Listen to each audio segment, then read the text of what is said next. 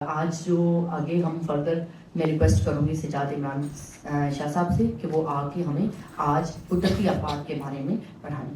سر آفات کس طرح سے ہمارے اوپر اثر انداز ہوتی ہیں، ہمیں کیا کیا نقصان اٹھانے پڑتے ہیں. آج میں سارا دن صرف اسی بات پہ ہی اپنا دن گزاریں گے کہ آفات کو یا آفات کے اثر کو کم کیسے کیا جا سکتا ہے، اور آفات کو یا آفات کے بعد جو ہمارے منصوبے ہو سکتے ہیں کس طریقے سے ہم ان کو منصوبہ بندی کریں کہ آفات کا اثر بھی کم ہو اور آفات سے بچا جا سکے. تو میں آپ لوگوں کے ساتھ یہ کل والی ہی چیز ایک طرح سے ریپیٹ کر رہا ہوں.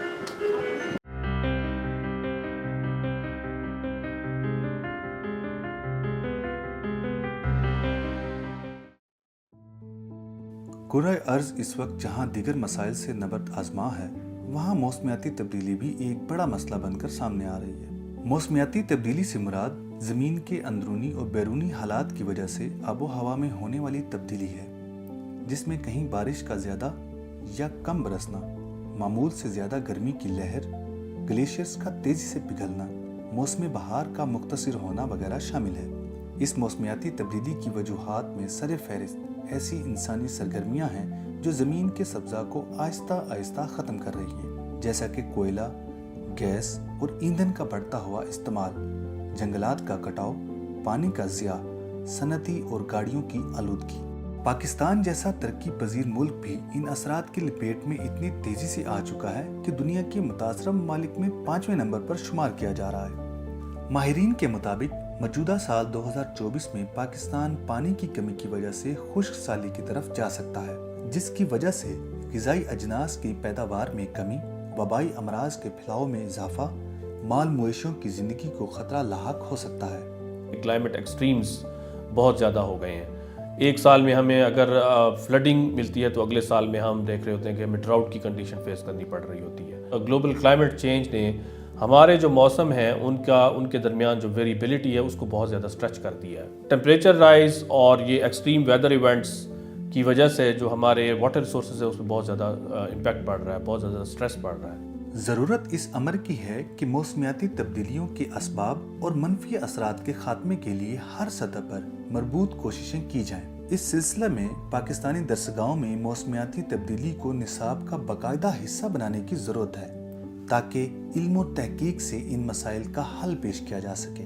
حکومتی سطح پر اسی سلسلہ کی ایک کڑی پاکستان کے قدرتی آفات سے نمٹنے کے ادارے کے زیر اہتمام نیشنل ایمرجنسی آپریشن سینٹر کا باقاعدہ افتتاح ہے، جہاں جدید سیٹلائٹ فیڈز اور موسمیاتی ماڈلز کے ذریعے قبل از وقت قدرتی آفات کے بارے میں آگاہی دی جاتی ہے.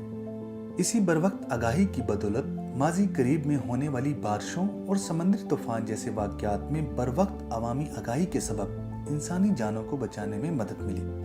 دیکھیں، بطور ایک ملک کے پاکستان کا چونکہ اس میں کوئی کنٹریبیوشن نہیں ہے ایمیشنز میں، اس لیے 2 قسم کے اقدامات ہو سکتے ہیں. یا تو آپ اڈیپٹ کر سکتے ہیں، دوسرا یہ ہے کہ آپ میٹیگیشن کریں. اب ایشو یہ ہے کہ 1% والا اگر میٹیگیشن کرے گا تو اس کو تو کوئی امپیکٹ نہیں آئے گا دنیا پہ. تو اس میں ہم صرف ایک ہی کام کر سکتے ہیں کہ ہم اپنی زندگی کو نئے حالات کے مطابق ڈھال سکتے ہیں. موسمیاتی تبدیلی سے نمٹنا صرف حکومت یا فرد واحد کا کام نہیں، بلکہ اس کے لیے اجتماعی کوششوں کی اشد ضرورت ہے. ہمارا زندگی کے روزمرہ معاملات میں موسمیاتی تبدیلی کے منفی اثرات کے خاتمے کے لیے اٹھایا گیا ہر ایک قدم شاید پاکستان کی آنے والی نسلوں کو سرسبز و شاداب ملک کا تحفہ دے سکے. میرا آپ کو یہ ویڈیو دکھانے کا جو مقصد تھا وہ یہ تھا کہ آپ ذرا یہ جان سکیں پاکستان میں اس وقت جو حالات چل رہے ہیں موسمیاتی تبدیلی کی وجہ سے وہ کیوں ہو رہے ہیں. آپ لوگوں نے ویڈیو دیکھی، آپ لوگوں کو یقیناً جو سب سے اہم مسئلہ اس میں نظر آیا ہے قدرتی آفات میں بھی ہمارا اپنا کردار ہے، انسانوں کا کردار ہے. کہ جس طرح سے کلائمیٹ چینج پوری دنیا میں ہو رہا ہے، یہ بتا رہے تھے کہ کلائمیٹ چینج جو کاربن ایمیشنز ہیں اگرچہ اس میں ہمارا پاکستان کا کوئی کردار نہیں ہے، لیکن اگر ہم اپنی ملکی سطح پہ دیکھیں جو نقصانات ہم اٹھا رہے ہیں ان نقصانات میں ہمارا کردار آپ کو ضرور نظر آئے گا. ہم نے بہت سارے درخت کاٹ دیے. ہماری جو انڈسٹری ہے اس کا کوئی طریقہ کار وضع نہیں ہے. ہم جہاں چاہتے ہیں انڈسٹری کھڑی کر دیتے ہیں.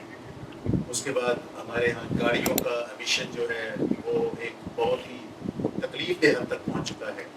WWF والی ہماری کولیگ جہاں پہ نہیں ہے وہ ہوتی تو, کیونکہ میں نے اس WWF کے ساتھ بھی ایک عرصہ کام کیا, تو کسی بھی ملک کے جب گلیشیئرز پگھل جاتے ہیں, کیونکہ گلگت بلتستان سے اگر آپ آگے جائیں, چترال سے اگر آپ آگے جائیں تو ہمارے ہاں برف کے پہاڑ ہیں جن کو عام طور پہ لوگ برف کے تودے یا گلیشیئرز کہتے ہیں. بارش کا اثر اپنی جگہ پہ ہے, لیکن جو برف کے تودے ہمارے پگھل رہے ہیں, وہ جو برف کے پہاڑ پگھل رہے ہیں, سیلاب کا سب سے بڑا سبب وہ ہے. اور وہ اس لیے پگھل رہے ہیں کہ ہم نے درخت کاٹ دیے. ہماری جو صنعت لگ رہی ہے اس کا ہمارے اوپر کوئی وہ اپنا کنٹرول نہیں ہے. جس طریقے سے گاڑیاں ہم چلا رہے ہیں ہمارا اپنا کنٹرول نہیں ہے. تو جب مونسون کا سیزن آتا ہے, بارش پڑتی ہے, تو جو ہمارے تودے ہیں, برفانی تودے, ان کے نیچے پہلے سے ہی گرمی ہے, وہ پگھلتے ہیں, ساتھ بارش کا پانی ملتا ہے. اور پھر آپ کے جو آپ نے خود دیکھ لیا کہ 2022 میں کیا ہوا, 2010 میں کیا ہوا. اس سے پہلے جب ہم بہت چھوٹے تھے, لوگ 1958 کے فلڈ کی بڑی بات کرتے تھے. تو قدرتی آفات میں جس سے ہمارا روزمرہ واسطہ پڑ رہا ہے, یا پچھلے چند سالوں میں ہم نے اس کو بہت زیادہ محسوس کیا, دیکھا, وہ تو سیلاب ہے. لیکن آپ پاکستان میں قدرتی آفات کو اگر دیکھا جائے تو پاکستان میں قدرتی آفات میں اور بھی بہت سی چیزیں ہیں. آپ کو یقیناً یاد ہوگا 2005 کا زلزلہ. جو 2005 کا زلزلہ ہے وہ بھی بیسیکلی جو زمین کے نیچے ہیٹ ویو ہے وہ اس کی وجہ سے آیا. ہمارا کشمیر, ہمارا مانسیرا, ہماری مظفر آباد, اس کے علاقے میں جو کوہرام مچا تھا وہ آپ لوگوں کو پتہ ہے. آپ لوگ سندھ کے رہنے والے ہیں.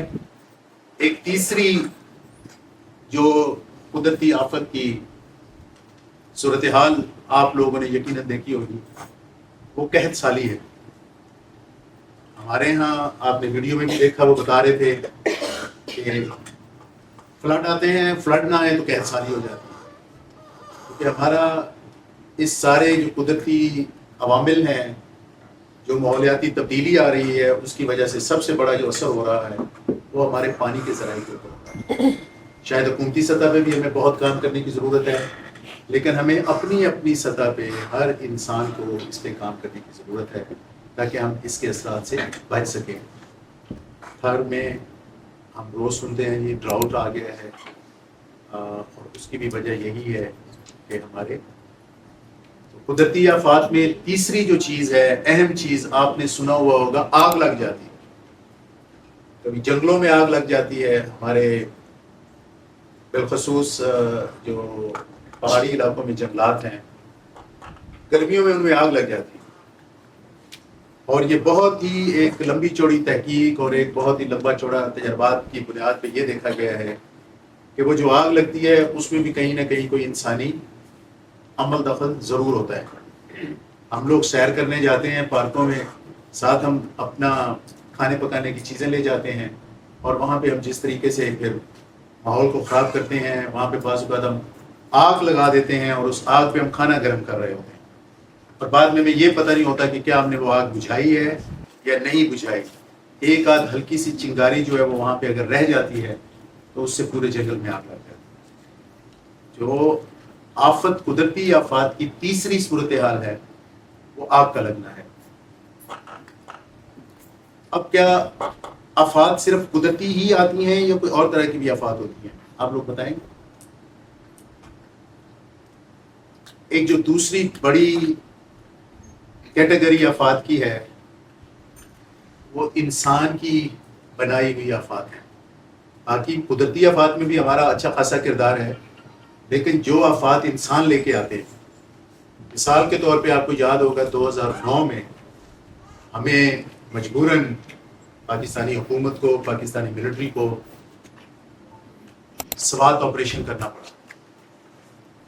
باقاعدہ ہمارے ملک کے اندر ایک جنگ کا سامان تھا, ملک میں ایک جنگ چھڑ گئی تھی, اور سوات, شانگلہ, اس علاقے سے لے کے ڈیرہ اسماعیل خان, وزیرستان, ساؤتھ وزیرستان, بنو, ان علاقوں سے لوگوں کو بہت نقصان پہنچا اور ان علاقوں سے لوگوں کو نکلنا پڑا.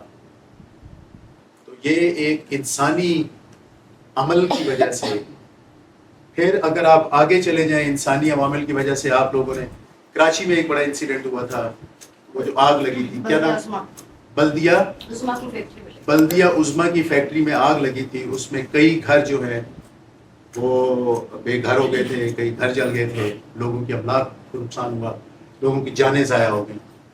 تو آفات جو ہے یہ دو طرح کی ہوتی ہیں, ایک قدرتی آفات ہوتی ہیں اور دوسری جو ہے وہ انسان کی اپنے جو کرم ہے اس کی وجہ سے جو آفات آتی ہیں.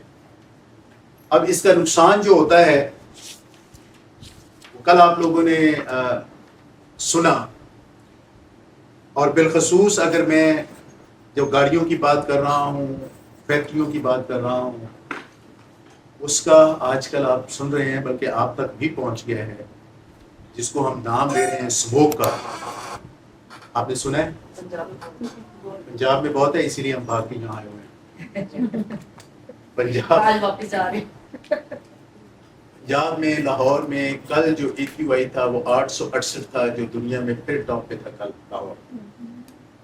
اور 100 بلکہ 100 سے اوپر جب یہ جاتا ہے تو یہ آپ کی صحت کے لیے مضر ہو جاتا ہے, اور 200 سے اوپر جب یہ جاتا ہے تو ایسی فضا میں سانس نہیں لینا چاہیے. لیکن ہم کیا کریں, ہم پاکستانی تو ہر چیز اس پہ وہ ہیں, ایڈجسٹ ہوئے ہوئے ہیں. اسموک کی حالت اتنی بری ہے. اب اسموک کیا ہوتی ہے؟ اسموک جو ہے یہ مختلف جو ایندھن ہیں جب وہ جلتے ہیں ان کا دھواں نکلتا ہے, خواہ وہ فصلوں کا ایندھن ہے, خواہ وہ فیکٹریوں کا ایندھن ہے, خواہ وہ گاڑیوں کا ایندھن ہے, خواہ وہ پلاسٹک کے جلنے کا ایندھن ہے. اس سارے کا جو دھواں ہے, سردیوں میں آپ لوگوں نے جو نام سن رکھا ہوا دھند کا نام سن رکھا, کیونکہ سردیوں میں ہوتا یہ ہے کہ عام طور پہ جو ایک عمل ہے حرارت کا, کہ حرارت جو ہے وہ اوپر کی طرف جاتی ہے, لیکن سردیوں میں اوپر بادل کی ایک سطح جو ہے وہ ایسے رک جاتی ہے سردی کی وجہ سے, وہ اور اوپر نہیں جا سکتی. تو نیچے سے پھر جتنی حرارت ہے وہ اس کے اندر شامل ہوتی ہے تو وہ دھند کی شکل اختیار کر لیتی ہے. لیکن اب اس میں دھند میں جو کیمیکل شامل ہو رہا ہے, اس کیمیکل کے اندر دنیا جہان کے ہر طرح کے مضر زبرات ہیں, اور اسموک اور وہ کیمیکلز مل کے جو بنا رہے ہیں وہ اسموک بنا رہے ہیں. میں بذات خود لاہور میں تھا آج سے 7 دن پہلے, سائز لی, تو مجھے ایک دن اسپتال جانا پڑا کیونکہ میں سانس نہیں لے پاتا. مجھے باقاعدہ وہ آکسیجن اور نیبولائزر پہ ڈال دیا, حالانکہ دیکھنے میں بظاہر میں بالکل ٹھیک ٹھاک تھا, کچھ بھی نہیں, لیکن اسموک کے اثرات اس حد تک مضر ہیں کہ جو گھر کے اندر بھی آپ کو وہ کرتے ہیں, تکلیف دیتے ہیں. تو ان ساری قدرتی آفات کو بالخصوص ہم لوگوں نے کل جو ایک میں نے آپ لوگوں کو تھوڑا سا آپ کے دلوں کو ٹچ کر دیا, مجھے پتہ نہیں بعد میں بھی لگتا رہا کہ نہیں کرنا چاہیے تھا, وہ صرف یہ تھا کہ ان قدرتی آفات کا کس حد تک اثر ہے. ہم آپ کو صرف یہ کل جو آپ لوگوں نے خود جس سے گزرے, جس کو محسوس کیا, جو آپ لوگوں کی زندگیوں پہ گزری تکلیف, اور یہ اثر قدرتی آفات کا ہے. اب مسئلہ یہ ہے کہ کیا کسی سطح پہ ہم اس کو روک سکتے ہیں, کیا یہ اس کو کم کیا جا سکتا ہے, ہمیں کیا کرنا ہے. اب ہمارے پاس صرف ایک ہی چوائس ہے, جو آپ نے ویڈیو میں بھی دیکھی کہ ہمارے پاس صرف ایک ہی چوائس ہے کہ ہم اپنے اعتبار زندگی, اپنی منصوبہ سازی, اپنے عوامل کے اوپر تھوڑا سا غور کریں کہ ہم کیا کر سکتے ہیں. یہ پروجیکٹ جو ہے جس کے تحت آپ لوگوں کو یہ ٹریننگ دی جا رہی ہے, اس پروجیکٹ کو شروع کرنے کا مقصد بھی یہی تھا کہ جو لوکل سطح پہ کونسلرز ہیں وہ اپنے طور پہ یا اپنے گاؤں محلے کی سطح پر کیا اقدام کر سکتے ہیں کہ جس سے کسی بھی آفت کی پیش قدمی کی جا سکے اور اس آفت کی پیش قدمی میں کوئی نہ کوئی اقدامات کیے جا سکیں. تو اسی سلسلے میں ہم نے یہ ساری ٹریننگ رکھی. تو میں آگے بڑھوں گا. آپ لوگوں کا یہاں تک کوئی سوال ہے تو ضرور پوچھیں. آج کل وہ فنڈ ہے, وہ پیسہ ہے, لیکن وہ یوٹیلائز نہیں ہو رہا. نرسریاں نہیں ہو رہی, گروسری نہیں ہو رہی. وہ جو سارا سسٹم تھا وہ اس کو ختم کر دیا گیا. صرف نام کی وزارت ہے, افسر بھی ہیں والا, ان کے جو ہیں بیلدار بھی ہیں, داروغہ بھی ہیں, لیکن وہ درختوں پر وہ توجہ نہیں ہے. حکومتوں کے کردار کی کمزوری کی ایک سب سے بڑی وجہ جو ہے وہ ریاست کا مکمل نہ ہونا ہے. اس طرح کل آپ کو یہ بتا رہی تھی زیب کہ ریاست کیسے مکمل ہوتی ہے اگر آپ کی قومی اسمبلی اپنی جگہ پہ ہے, آپ کی صوبائی اسمبلی اپنی جگہ پہ ہے, آپ کی لوکل حکومت اپنی جگہ پہ ہے. اب اگر آپ نے یہ بات مجھے یاد کروا ہی دی ہے تو آج WWF والی بچی بھی نہیں آئی. 2000 سن میں ہم لوگوں نے WWF کی مدد سے اور UNEP کی مدد سے ایک پروجیکٹ شروع کیا تھا جس کا نام تھا ٹرافی ہنٹنگ. آپ کی بایو ڈائیورسٹی جس کو آپ کہتے ہیں نباتاتی تنوع, اس میں سب سے بڑا کردار اس ایک جانور کا ہے, کیونکہ وہ پہاڑ کی چوٹی پہ K2 تک, مطلب K2 کے جو فٹ ہلز ہیں وہاں تک وہ رہتا ہے, جاتا ہے, نیچے آتا ہے, کچھ کھاتا پیتا ہے, جہاں اس کو ملتا ہے پھر وہ اوپر چلا جاتا ہے. اور وہاں پہ جا کے وہ جو آپ بات کر رہی ہیں بیج بوتا ہے درختوں کا, گھاس کا, یہ اس کا فضلے کے ذریعے, یہ اس کا ایک یہ اللہ تعالیٰ کا قدرتی نظام ہے. ہم نے وہ نظام بھی نہیں چھوڑا. جب 2000 میں ہم لوگوں نے یہ پروجیکٹ شروع کیا تھا تو ہم نے وہاں کے جو لوکل لوگ ہیں, آپ لوگ کونسلرز, وہاں کی لوکل لیڈرشپ, ان سے یہ ریکویسٹ کی تھی کہ آپ لوگ یہ دیکھیں کہ آپ کے علاقے میں مارخور کو کوئی نہ مارے. سال میں ایک دفعہ ہم اجازت دیں گے کہ مارخور کا شکار کے لیے لوگ آئیں جو شکار کے شوقین ہیں, وہ سال میں ایک دفعہ آئیں. اور ایک مارخور مارنے کا اس وقت جو ریٹ طے ہوا تھا وہ $80,000 ہوا تھا, کیونکہ پوری دنیا سے پاکستان میں لوگ آتے ہیں مارخور مارنے کے لیے. اب جس نے $80,000 حکومت کو فیس دی وہ مارخور مار سکے گا. اور ہم نے مارخور کا بھی طریقہ کار طے کیا کہ کون سا مارخور مارا جائے گا. اس کے سینگ کے اوپر رنگز ہوتے ہیں, ان رنگ سے اس کی عمر کا اندازہ ہوتا ہے. تو جو 4 رنگ سے کم یا 4 سے اوپر والے کو آپ مار سکتے ہیں, مادہ کو نہیں مار سکتے, بچے کو نہیں مار سکتے. تو یہ ہم نے پورا ایک پروجیکٹ لانچ کیا تھا, اور اس پروجیکٹ کی جو ساری ذمہ داری تھی وہ لوکل لوگوں کی. اچھا, ہمارا قومی جانور بھی یہی ہے. قومی جانور بھی یہی ہے. Thank you for reminding me.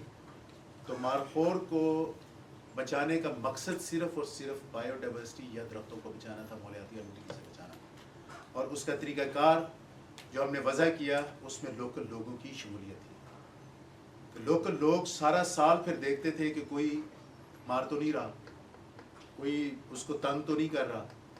اور سال کے آخر پہ جب وہ شکار کی اناؤنسمنٹ ہوتی تھی تو وہ جو پیسے آتے تھے اس میں سے ایک خاص رقم جو ہے مختص کی جاتی تھی کہ وہ وہاں کے لوکل گاؤں جو ہیں ان کے ترقیاتی منصوبوں پہ لگے. تو یہ پروجیکٹ ہم نے 2000 میں شروع کیا تھا. اور آپ کو یہ بتانے کا مقصد یہ تھا کہ آپ یہ دیکھیں کہ لوکل لوگوں کے بغیر, آپ لوگوں کے بغیر کچھ بھی ممکن نہیں ہے. اب بات آپ کرپشن کی کر رہی ہیں. جتنی بے دردی سے آپ کے ملک میں دیودار کے درخت کاٹے جاتے ہیں, پائن کے درخت کاٹے جاتے ہیں, ٹھیک ہے ہماری ضرورتیں ہیں, انڈسٹری کی ضرورت ہے, سب کچھ ہے, لیکن کیا اتنی رفتار سے یا اتنی مقدار سے ہم لوگ درخت لگا بھی رہے ہیں؟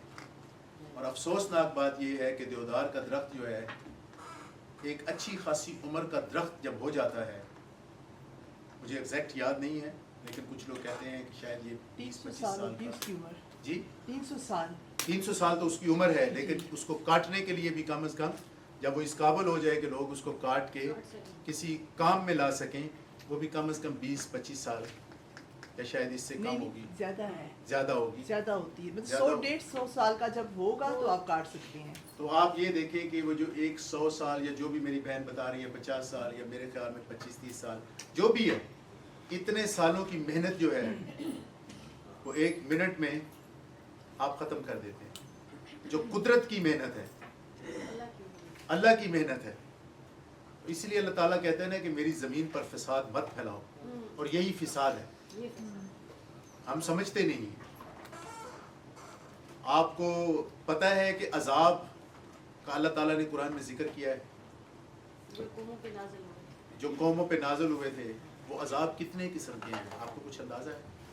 وہ عذاب 3 قسم کے ہیں: آگ کا عذاب، پانی کا عذاب اور خوف کا عذاب.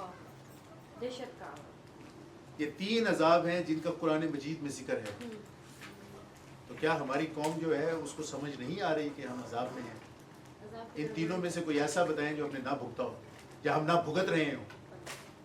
ہم ہر وقت خوف میں، مسجد میں نماز پڑھنے جائیں تو ہمیں پریشانی ہوتی ہے کہ باہر سے ہمارا کوئی جوتا ہی نہ لے جائے. ہم اس خوف میں نماز پڑھ رہے ہوتے ہیں. تو کیا مطلب رات کو ہم سوتے ہیں تو ہمیں پریشانی ہوتی ہے یار ہمارے کوئی جانور نہ کھول کے لے جائے. تو کیا ہم خوف میں نہیں ہیں؟ ہم ہر وقت خوف میں ہیں. تو پتہ نہیں ہمیں کیوں لگتا نہیں ہے کہ ہمارے اوپر ہم سوچ رہے ہیں کہ ابھی عذاب نہیں آیا، یا عذاب شاید آئے گا بھی نہیں. تو خیر، یہ جو آپ بات کر رہی ہیں، یہ جو حکومتیں ہوتی ہیں، الیکٹڈ ریپرزنٹیٹیوز کی حکومتیں، ان کا کام ہے افسروں کو کنٹرول کرنا. اگر آپ کے علاقے میں اگر کوئی افسر جو ہے وہ صحیح ذمہ داری نہیں نبھا رہا اور اس نے کوئی اس طرح کی غلط طریقہ کار اختیار کیا ہوا ہے تو اس کو پہلے نمبر پہ روکنا آپ کی ذمہ داری ہے. اگر گاؤں کی سطح پہ ہو رہا ہے تو آپ کو اس کو گاؤں کی سطح پہ روکنا ہے. اگر یونین کونسل کی سطح پہ ہو رہا ہے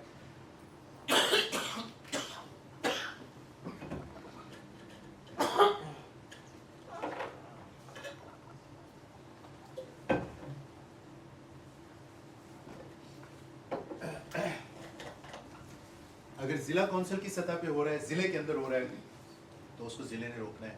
اور اگر صوبے کے اندر کچھ آپ کو لگتا ہے کہ غلط ہو رہا ہے تو اس کو صوبے میں روکنا چاہیے.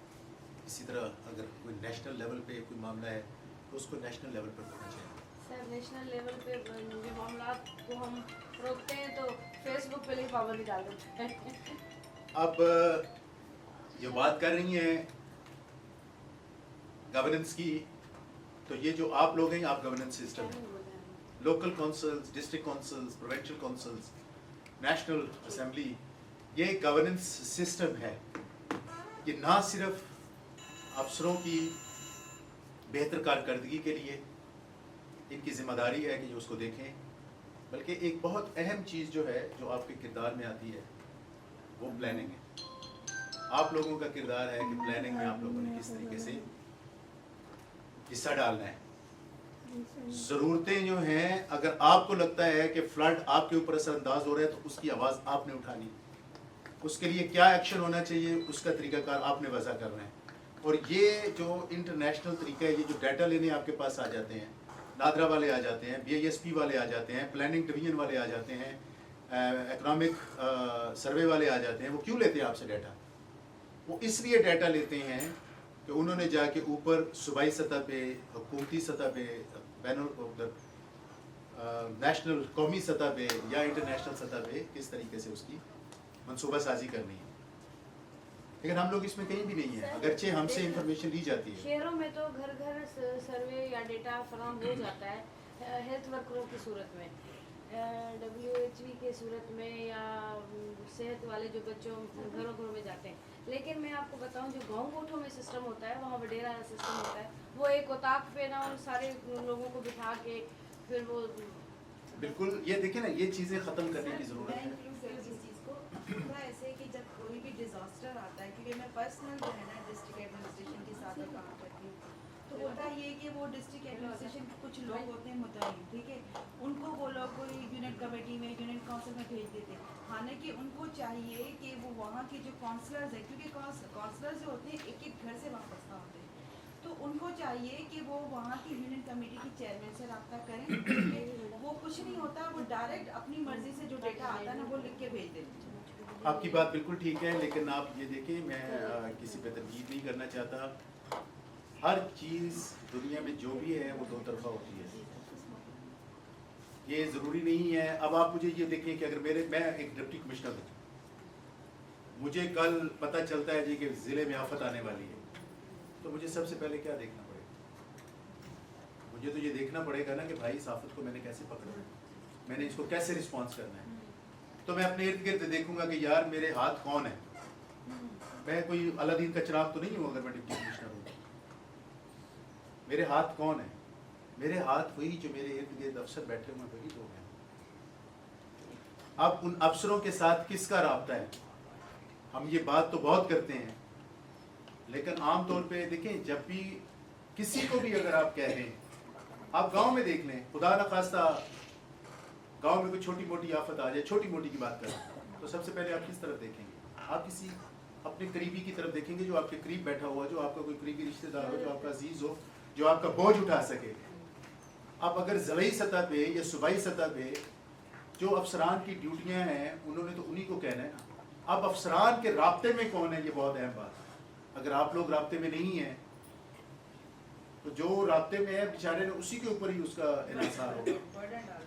तो जब उस पर वो बर्डन डालेगा तो वो भी परेशानी में आ जाता है। अब उसने भी, अब देखिए ना, अफरा तफरी चल रही है, तो उसने भी तो मैनेज करना है ना चीज़ को। ये बिल्कुल दो तरफा बात है, ये एक तरफा बात नहीं है। इसलिए आपको ये तरबियत देने का मकसद भी यही है कि आप अपनी आवाज़, अपनी प्लानिंग, अपने डाटे के ऊपर खुद काम करें, तब जाके कहीं बात आगे बढ़ेगी। मेरी बहन सफ़िया ने परसों बात की कि जी वो वुमेन एम्पावरमेंट, तो एम्पावरमेंट जो है वो आप लोगों को कोई ऐसी चीज़ नहीं है कि वो डॉक्टर ने नुस्खा लिख के दे दिया, दिन में 3 टाइम पी ले तो आप एम्पावर हो जाएंगे। खुद मेहनत करनी। ये एक लंबा प्रोसेस है, ये बहुत लंबा प्रोसेस है।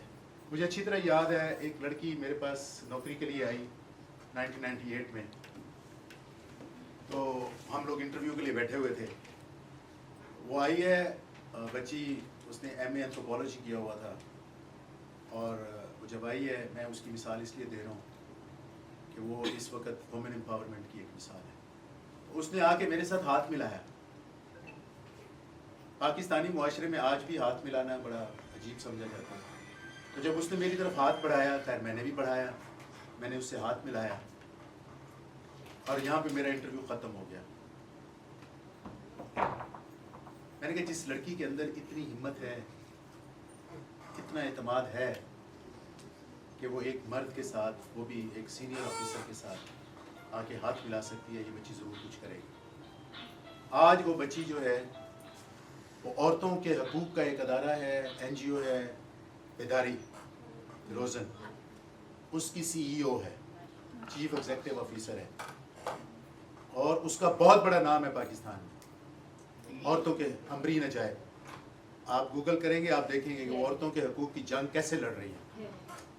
तो ये वो बच्ची है जो मेरे पास आई थी, उसने मेरे साथ हाथ मिलाया था, और मैंने सिर्फ इस बुनियाद पे कि माशाल्लाह ये जो है बच्ची के अंदर जान है, ये कुछ करेगी, तो वो आपके सामने है। ये जो आवाज उठाने वाले होते हैं ना, उनको आवाज को दबा दिया जाता है। नहीं, ये नहीं हो सकता। अकेला करके मैं ये बात, मैं आपकी बात बिल्कुल अपनी जगह पे ठीक है। आवाज़ को किसी, देखें पानी है ना, आप रोक सकते हैं? आप उसको जितना दबाएंगे वो उतना नुकसान करेगा। जिसके अंदर आवाज़ है ना, वो नहीं दब सकती। मैं थोड़ा सा आपकी इजाज़त से ऐड करना चाहूँगी। ये चीज़ें कहाँ से स्टार्ट होती हैं? सर की बात बिल्कुल ठीक है कि चीज़ें कहाँ से स्टार्ट होती हैं, घर से स्टार्ट होती है। ठीक है, दो चीज़ें हैं, एक जेंडर है और एक सेक्स है। जेंडर हमारे रोल हैं, किरदार हैं जो हमें माशरा देता है। जो सेक्स है, जो हमारा बायोलॉजिकल है कि मैं औरत हूँ, सर मर्द है, ये अल्लाह की तरफ से है। ठीक है, लेकिन जो बाकी किरदार है वो हमें माशरा देता है, और उस किरदार को बनाता कौन है घर के अंदर? वो औरत ही बना रही होती है, माँ की सूरत में। ठीक है।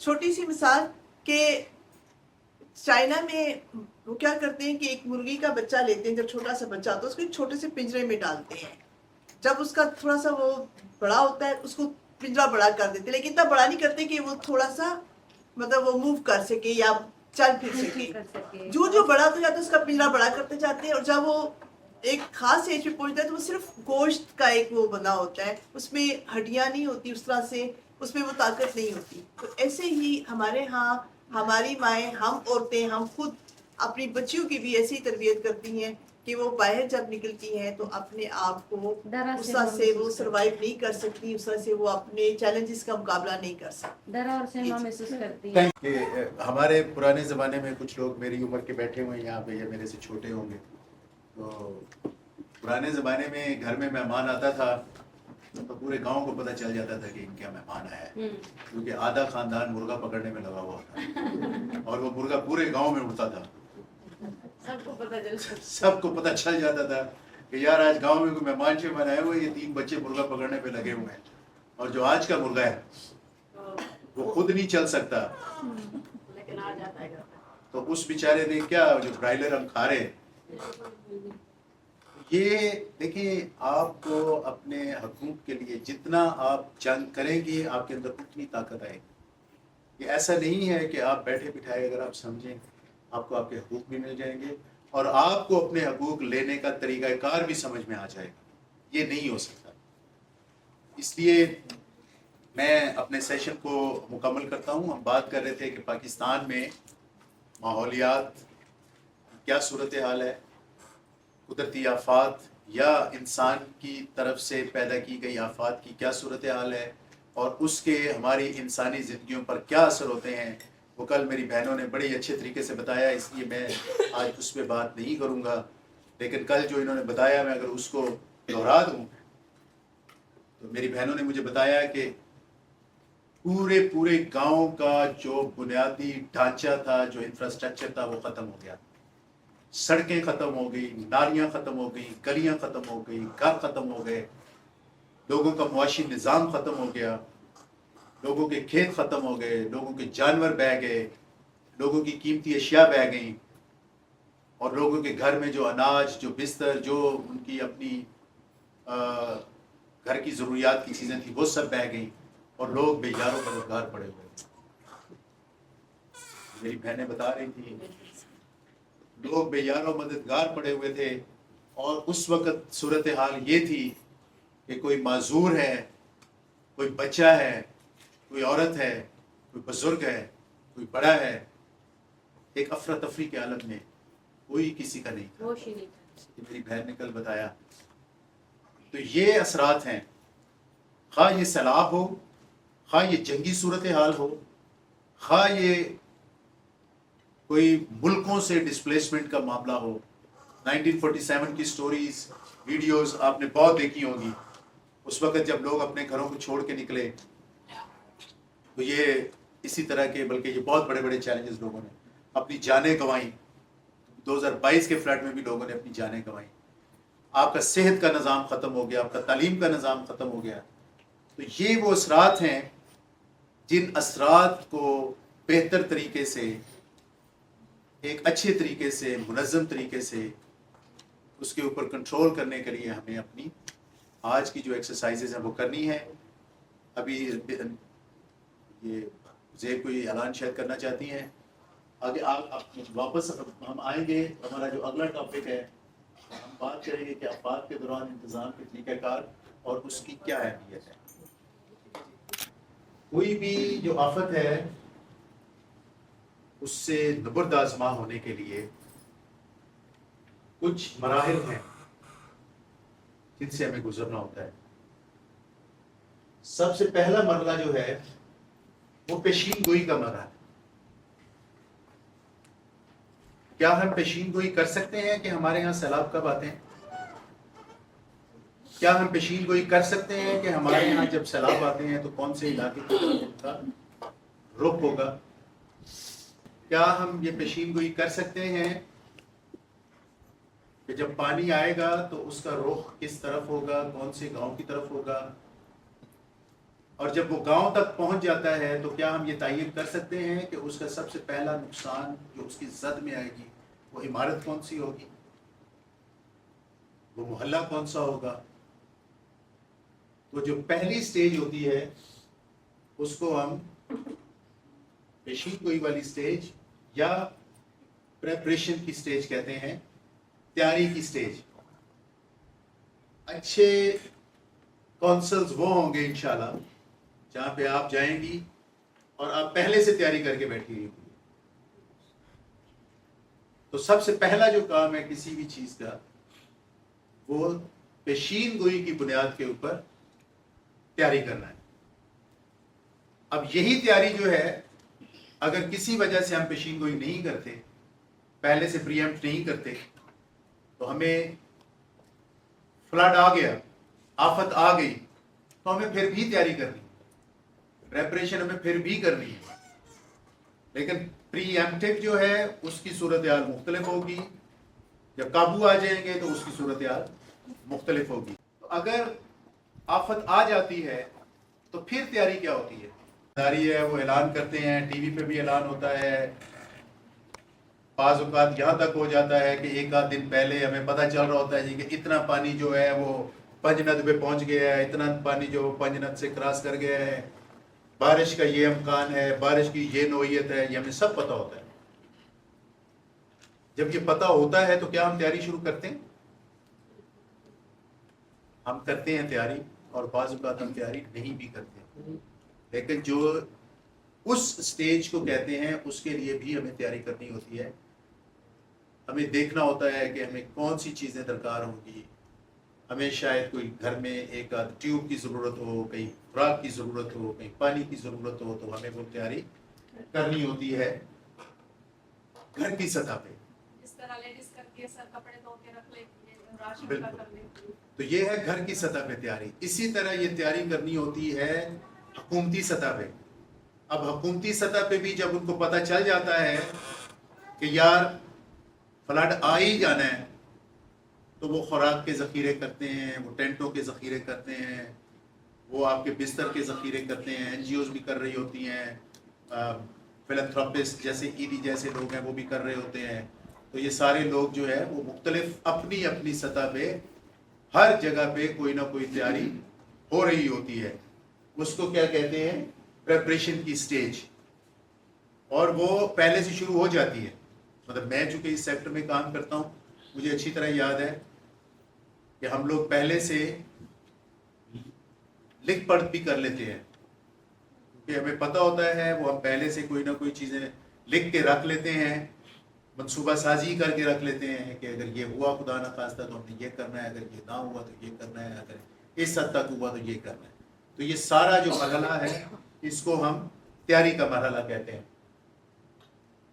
اب جو اگلی سٹیج آ جاتی ہے کہ فلڈ آ گیا, آفت آ گئی, تو پھر ہم نے اب اس کو رسپانس کرنا ہے, اس سے ہم نے نبرد آزما کیسے ہونا ہے. اس کی بھی 2 سٹیجز ہوتی ہیں. ایک ارلی ایمرجنسی کی, اس کی جو ایمرجنسی ریلیف ہوتا ہے, اس سٹیج کو ایمرجنسی ریلیف کہتے ہیں کہ فوری طور پہ کیا کرنا ہے. جیسے بھائی نے کہا ہمیں فوری طور پہ جانیں بچانی ہے, تو ہمیں کشتیاں, ٹیوبس, کچھ یہ تیراکی والے ماہرین, فوج کی ہمیں خدمت لینی پڑتی ہے, ریسکیو 112 کی خدمت لینی پڑتی ہے, کہ وہ لوگ جو ہے وہ ہمیں سب سے پہلے جو ہے وہ ایمرجنسی ریلیف میں وہ ہمیں بچائیں. اور دوسرا آپ نے دیکھا ہوگا کہ لوگ فوری طور پہ کھانے کے لیے بھاگ رہے ہوتے ہیں. تو یہ فوری والا جو ایمرجنسی والا کام ہوتا ہے, یہ وہ والا ہوتا ہے اس میں باقاعدہ ایمرجنسی نافذ ہو جاتی ہے, ہسپتالوں میں لوگوں کا کر دیا جاتا ہے. تو ہر طرح سے ایک ایمرجنسی کا ماحول پیدا ہو جاتا ہے. اور اس کے بعد جو ہماری سٹیج آتی ہے وہ آتی ہے ریکوری کی سٹیج. اب ریکوری کی سٹیج میں بھی 2 سٹیجز ہوتی ہیں. سر ایمرجنسی والی پہ تھوڑا سا ہاں, آپ ذریعے سفیہ بتائیں گے جی مزید کچھ. آ جائیں.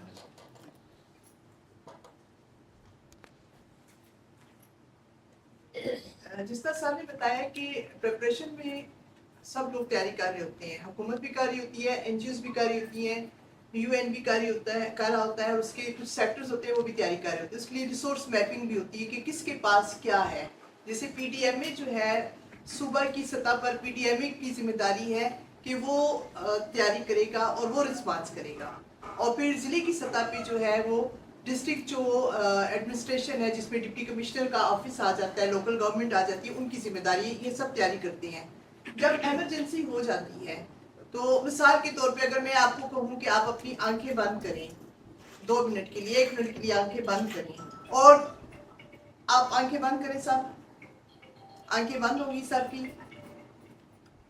اب آپ سوچیں کہ ایک دم سیلاب آ گیا ہے, ٹھیک ہے, اور آپ کی آنکھیں, اب آپ آنکھیں کھولیں, آپ دیکھیں کہ سیلاب آ گیا ہے اور آپ کو اپنا گھر ابھی چھوڑ کے جانا پڑے گا, تو آپ کہاں جائیں گے؟ ایک دم آپ کے ذہن میں کیا آئے گا کہ اب میں کہاں جاؤں؟ کیا آئے گا؟ پہلے تو ریلیٹیوز کے لیے سوچیں, ریلیٹیوز کی طرف جاؤں گی, اور اس کے بعد نزدیکی اسکول وغیرہ ہے, نزدیکی اسکول میں, اور اونچی جگہ جہاں پانی نہ آ سکے, اونچی جگہ, ٹھیک ہے, گورنمنٹ کی ٹینٹ سٹی لگی ہوگی وہاں, کسی اس جگہ گورنمنٹ کی ٹینٹ سٹی جو لگاتے ہیں نیئر جو ہوگی. تو جو ہی کوئی ایمرجنسی ہوتی ہے نا, کوئی آتا ہے, کوئی خطرہ ہوتا ہے, مطلب ہو جاتا ہے کچھ بھی, تو ایک دم ذہن میں آتا ہے کہ اب ہم کہاں جائیں. تو اس کے لیے کیا ہوتا ہے کہ ایمرجنسی کی صورت میں حکومت کی طرف سے جگہ پہلے سے آئیڈینٹیفائی ہوتی ہیں پریپریشن کی سٹیج پہ, کہ اگر خدا نہ خواستہ کچھ ایسا ہوا تو لوگوں کو ہم کہاں پر لے کر جائیں گے. تو اس کے لیے کیمپس ہوتے ہیں, اس کو پلان کیمپ بھی کہتے ہیں, اور کئی دفعہ ایسا بھی ہوتا ہے کہ لوگ سپانٹینیس کسی بھی جگہ پر, محفوظ جگہ پر, جیسے آپ نے کہا کہ اونچی جگہ پہ بیٹھ جاتے ہیں کہ جہاں پر پانی نہ آئے, زلزلہ نہ ہو, یا آگ لگنے کا خطرہ نہ ہو, یا جیسے آرمڈ بھی ہوتے ہیں نا, لڑائی جھگڑے بھی ہوتے ہیں, جنگ کا ہوتا ہے, جیسے ریلوے ٹریک, ہاں جی, تو لوگ بیٹھ جاتے ہیں جہاں پر بھی وہ اپنے آپ کو محفوظ سمجھتے ہیں. تو یہ اس کو کہتے ہیں کیمپس لگانا, یا سیٹلمنٹ کہنا, یا اس کو سائٹ مینجمنٹ کہتے ہیں. Thank you very much, thank you. اب جو نیکسٹ اسٹیج ہے جی ارلی ریکوری کی ہم بات کر رہے تھے, اس کے بعد یہ ہوتا ہے کہ ہمیں یہ پتہ چل جاتا ہے کہ یار پانی ہم آگے نہیں رہے ہیں. اگر سیلاب کی مثال ہے, یا کہیں پہ اگر خدا نہ خواستہ آگ لگی ہوئی ہے تو ہمیں یہ پتہ چل جاتا ہے کہ چلو یار ہم نے پانی, فائر بریگیڈ والوں نے آگ بجھا دی ہے, جنگل کی آگ لگی ہوئی ہے وہ بجھ گئی ہے, زلزلہ آ گیا ہے, زلزلے کے جھٹکے بند ہو گئے ہیں. تو جب یہ صورتحال جو ہے تھوڑی سی ہمیں نظر آ جاتی ہے, ہم دیکھنے کے قابل ہو جاتے ہیں, جیسے انہوں نے کہا کہ کھل جاتی ہے, تو پھر ہم آتے ہیں ریکوری کی طرف. اب ریکوری کی ایک علیحدہ سے تیاری ہوتی ہے کہ ریکوری میں ہم نے کیا کرنا ہے, کیا لوگ گھروں کو جا سکتے ہیں, نہیں جا سکتے ہیں, لوگوں کو کب تک محفوظ مقامات پہ رہنا ہے, کون سے گاؤں کے لوگ جا سکتے ہیں, کون کے نہیں جا سکتے. تو یہ ساری جو ہے یہ ارلی ریکوری کی سٹیج ہوتی ہے, جس میں تمام لوگوں کی, گھر والوں کی, رشتہ داروں کی, حکومتوں کی, ضلعی سطح پہ, صوبائی سطح پہ ان کی یہ پریشانی ہوتی ہے کہ اب یہ دیکھا جائے کہ لوگ اپنے اپنے مقام پہ واپس کس طرح سے جا سکتے ہیں, یا ابھی بھی کسی محفوظ مقام پہ انہوں نے رہنا ہے تو کتنے لمبے عرصے کے لیے رہنا ہے. تو اکارڈنگلی پھر اس ریکوری کا پورا پلان بنتا ہے کہ وہاں پہ کتنے دن کی خوراک ہونی چاہیے, بستر ہونے چاہیے, یہ ہونا چاہیے. یہ ساری ایک ارلی ریکوری کی سٹیج ہے. پھر آتی ہے آپ کی پوسٹ ڈیزاسٹر ریکوری کی سٹیج. سب کچھ ٹھیک ہو گیا, ٹائم گزر گیا, حالات کچھ بہتر ہونا شروع ہوئے, تو وہ پھر لمبے منصوبے شروع ہوتے ہیں, جس میں آپ لوگوں نے سب سے پہلے لوگوں کا جو عام طور پہ بین الاقوامی اداروں کا, حکومت کا, آپ لوگوں کی جو سب سے پہلی کوشش ہوتی ہے وہ یہ ہے کہ آپ اپنے جگہ پہ واپس چلے جائیں, اور جا کے سب سے پہلے اپنے ذریعہ روزگار کی, اپنے روزمرہ معاش کی فکر شروع کریں. جس کے جانور ہیں, جس کے کھیت ہیں, وہ ان کی کوئی ریکوری کے اوپر محنت شروع کر دیتے ہیں, تاکہ وہ چلے گا تو آگے کچھ بات بڑھے گی. جیسے مثال کے طور پہ میں اس 2022 کے فلڈ میں نے UN کو لکھا تھا کہ یار کسی کو چارے کی بھی فکر ہے جانوروں کی, سارے فوڈ کے پیچھے بھی لگے ہوئے ہیں, فلاں کے پیچھے بھی لگے ہوئے ہیں, فلاں کے پیچھے بھی لگے ہوئے ہیں, لیکن جتنا اہم انسان ہے اتنا اہم اس وقت وہ دودھ دینے والا جانور ہوتا ہے جس کے اوپر لوگوں کا بہت انحصار ہوتا ہے.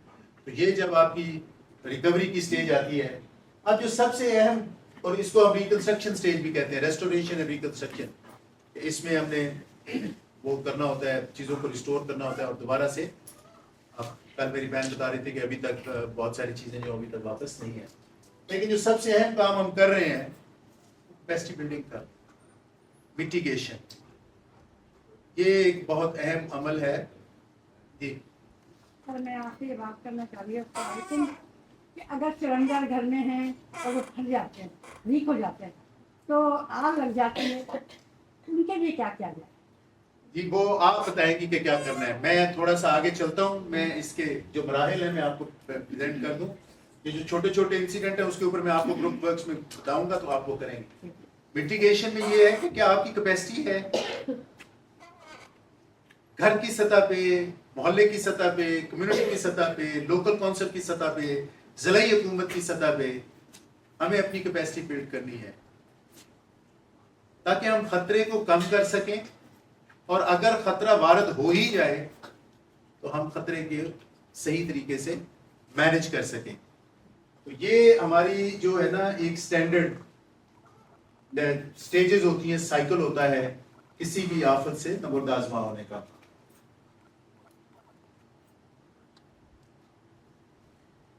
تو میں اب اسی کو مد نظر رکھتے ہوئے جو میری آپ لوگوں سے توقع ہے وہ یہ ہے کہ آپ لوگ، انہوں نے کچھ ذکر کیا، چلے پہلے میں اسی کو ہی ایکسپینڈ کر دیتا ہوں. انہوں نے بات کی مختلف اداروں کی، تو میں تھوڑی سی اداروں سے پہلے بات کر لیتا ہوں، پھر اس کے بعد آپ لوگوں سے ہم نے وہ بنوانا ہے اپنا پلان جو ہے. صفیہ بات کر رہی تھی کہ جی بہت سارے حکومتی ادارے جو ہیں ان کی ذمہ داری ہوتی ہے. سب سے پہلے جس ادارے کی ذمہ داری ہے قومی سطح پہ، وہ محکمہ موسمیات ہوتا ہے، جس کو میٹلرجی ڈپارٹمنٹ بھی کہتے ہیں. وہ دیکھتا رہتا ہے کہ یار کچھ ہونے والا تو نہیں ہے، خدا نہ خواستہ کچھ زلزلے کے حالات تو نہیں کہ کہیں پیدا ہونے والے، بارش کی کیا صورتحال ہے، اسموک کی کیا صورتحال ہے. سب سے پہلا کام اس کا ہوتا ہے، وہ پیشین گوئی کرتا رہتا ہے جی کہ اگلے مہینے میں بہتر اس طرح ہوگا. اور اس کے لیے بین الاقوامی ادارے بھی ہیں جو آج کل ہم کہتے ہیں جی نیٹ پہ سب کچھ موجود ہے، تو وہ سیٹلائٹ کے ذریعے دیکھتے رہتے ہیں کہ کون سے علاقے میں، کون سی جگہ پہ، کون سے ملک میں کیا حالات پیدا ہونے والے ہیں. اگر کہیں اس طرح کی صورتحال پیدا ہونے والی ہوتی ہے تو پھر سب سے پہلے کچھ حکومتی سطح پہ کمیٹیاں بھی بنی ہوئی ہیں جن کو انسٹیگیٹ کیا جاتا ہے کہ وہ اپنا کام شروع کریں. اور اس کے بعد جس ادارے کی سب سے بڑی ذمہ داری ہے وہ نیشنل ڈیزاسٹر مینجمنٹ اتھارٹی ہے، NDMA. اردو میں اس کو کیا کہیں گے، قومی سطح پہ آفات کو مینج کرنے والا ادارہ، اس کا نام NDMA ہے. NDMA نے چونکہ ہمارے ہاں یہ معاملات ایک عرصے سے چل رہے تھے، تو NDMA نے پھر صوبائی سطح پہ بھی یہ 2005 کا جو زلزلہ تھا وہ اس ادارے کو بنانے کا موجب بنا. اس کے بعد باقاعدہ ہم نے NDMA بنا دیا کہ یار کسی بھی وقت ڈیزاسٹر آ سکتا ہے، اس کی دیکھ ریکھ، انتظام انسلام کے لیے ایک ادارہ چاہیے، وہ NDMA. پھر ہم نے صوبائی سطح پہ بھی ادارے بنا دیے جو PDMA، صوبائی آفات کو، اس کے انتظام انسلام کو دیکھنے والا ادارہ، اس کو PDMA provincial disaster management authority کہتے ہیں. پھر اس کو ہم ضلع کی سطح پہ بھی لے آئے جس کو ہم ڈسٹرکٹ ڈیزاسٹر مینجمنٹ اتھارٹی کہتے ہیں. اچھا، اب جب یہ سارے ادارے کام کرتے ہیں، ایک ہماری بین الاقوامی حکومتوں کا ادارہ بھی موجود ہے. جیسے ہماری لوکل سرکار ہے، اسی طرح ایک بین الاقوامی سرکار ہے جس کو عرف عام میں آپ لوگ UN کہتے ہیں، یونائٹڈ نیشنز کہتے ہیں. اب یونائٹڈ نیشنز کے اندر مختلف ادارے ہیں، جیسے ہماری حکومت کے مختلف ادارے ہوتے ہیں، جیسے کچھ صحت کا ادارہ ہے ہمارا خوراک کا ادارہ ہے، ہمارا زراعت کا ادارہ ہے، ہمارے تعلیم کا ادارہ ہے. تو جو ہماری بین الاقوامی حکومت ہے اس کا بھی اسی طرح ایک ادارتی نظام ہے جس کے اندر صحت کے مسائل کو، ماں اور بچے کو مسائل کو دیکھنے کے لیے یونیسیف کا نام آپ نے سنا ہوا ہوگا، WHO کا نام آپ نے سنا ہوا ہوگا.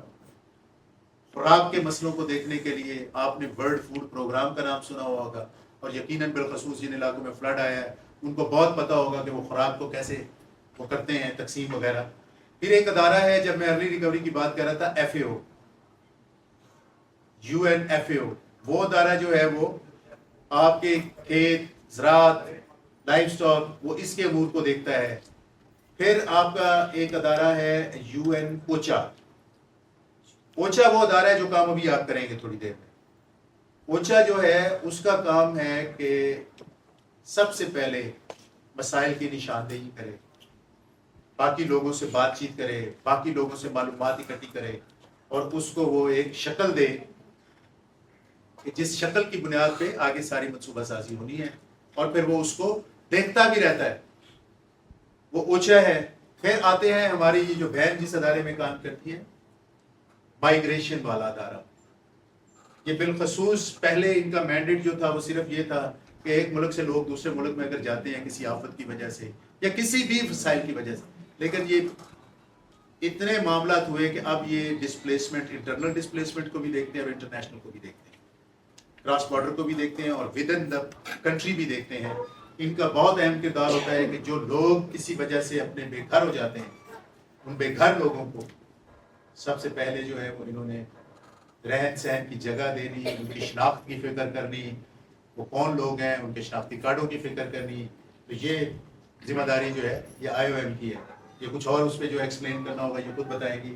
اسی طرح UNDP ہے.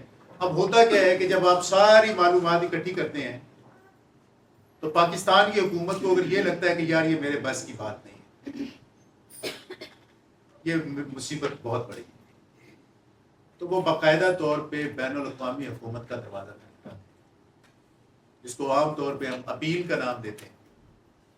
وہ اپیل جاتی ہے, وہ اپیل جو ہے وہ پھر UN والے اس کو ساری کو اکٹھی کر کے مختلف ملکوں سے بات کرتے ہیں کہ یار امریکہ والوں تم کچھ مدد کرو, یار برطانیہ والوں تم کچھ مدد کرو, جرمنی والوں تم کچھ مدد کرو. آپ کا جو 2022 کا فلڈ تھا اس کا جو انیشیل ایسٹیمیٹ تھا وہ $14 بلین کا نقصان تھا, جس کو جو UN کا سیکرٹری جنرل ہے اس نے اپنی تقریر میں بھی پاکستان کے لیے کہا کہ $14 بلین کا نقصان ہوا ہے بالخصوص سندھ میں. اور یہ 2022 تو وہ اس نے کہا کہ اتنا نقصان ہوا ہے جس میں روڈ ہر چیز رہ گئی. تو یہ اس طرح سے ہمارے ادارے ہیں جن کی ذمہ داریاں ہیں. میں آگے بڑھتا ہوں. تو ابھی جو آپ لوگوں سے میری توقع ہے یہ ہے ایمرجنسی پلان آپ لوگ کیسے بناتے ہیں. اب اگر میں نے جس طرح آپ کو بیان کیا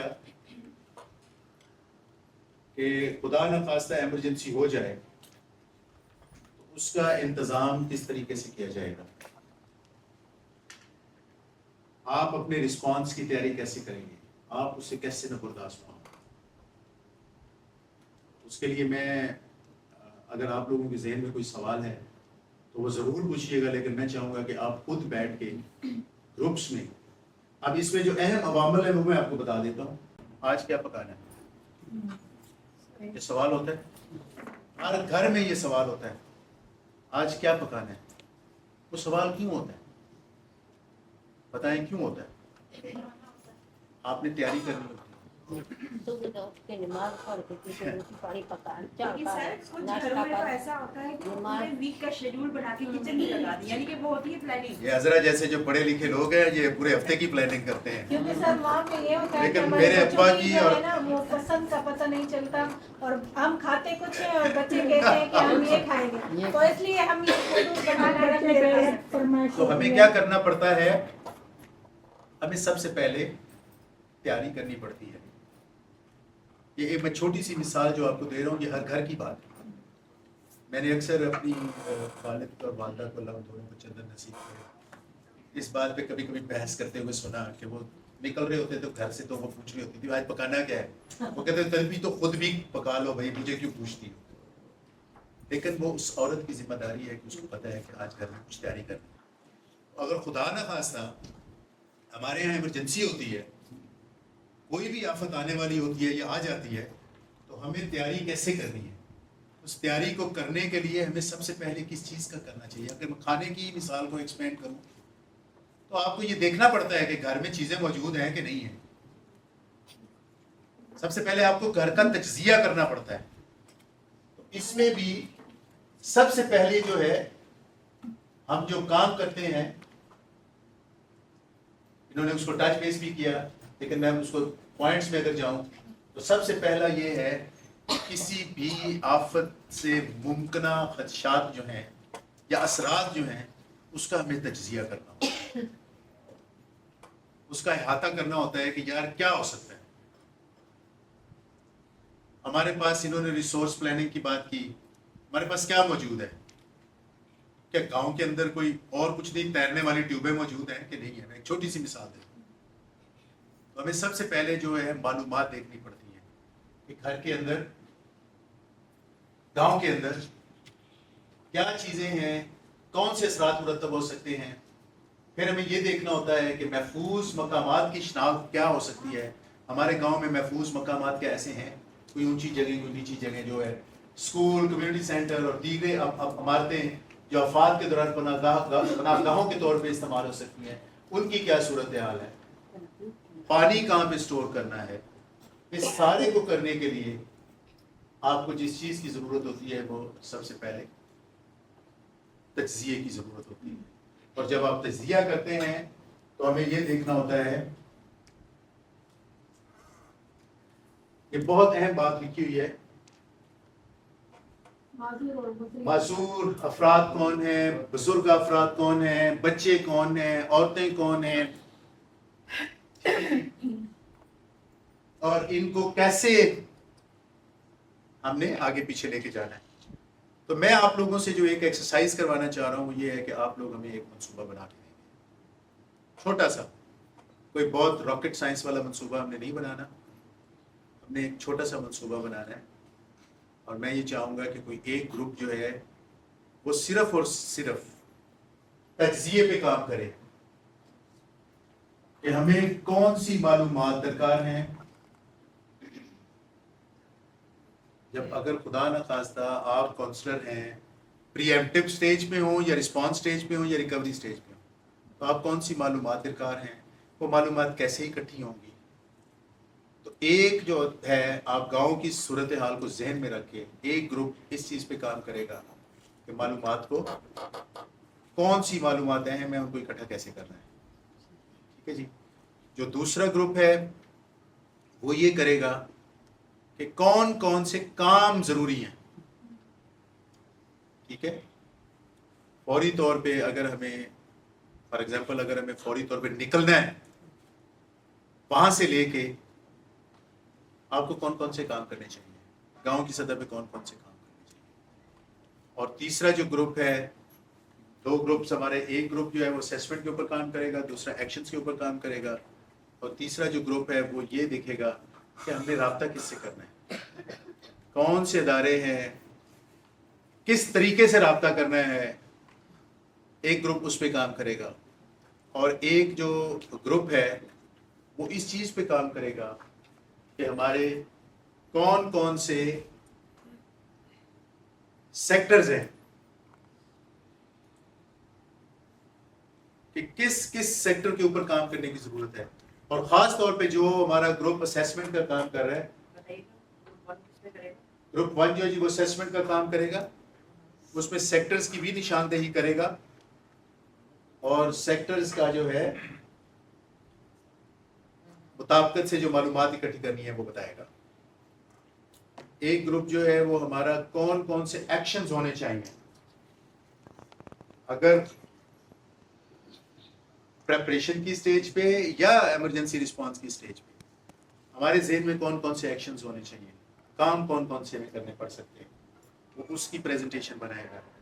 ایک گروپ جو ہے وہ کون سے ادارے اہم ہیں یا کون سے ادارے اہم ہیں اور ان میں کون سی کمیٹیاں، کون سے وضع کرے کہ رابطے کیسے کیے جائیں گے، کون کس سے رابطہ کرے گا.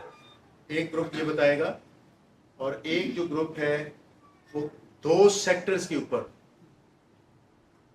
بالخصوص چونکہ میری بہنیاں بیٹھی ہوئی ہیں، ان کی بڑی ایکسپرٹی ہے، یہ جو ہے یہ کیمپ اور ہوسٹ مینجمنٹ دونوں کو ہی آج تھوڑا سا ایک سیکٹر اس پہ کام کرے گا کہ لوگوں کو محفوظ مقام پہ رکھنے کے لیے کیا طریقہ کار ہے، اور اس کے ساتھ کوئی ایک سیکٹر چوز کر لیں، ہیلتھ کا سیکٹر چوز کر لیں، ہیلتھ میں کیا ہونا چاہیے یا ایجوکیشن میں کیا ہونا چاہیے.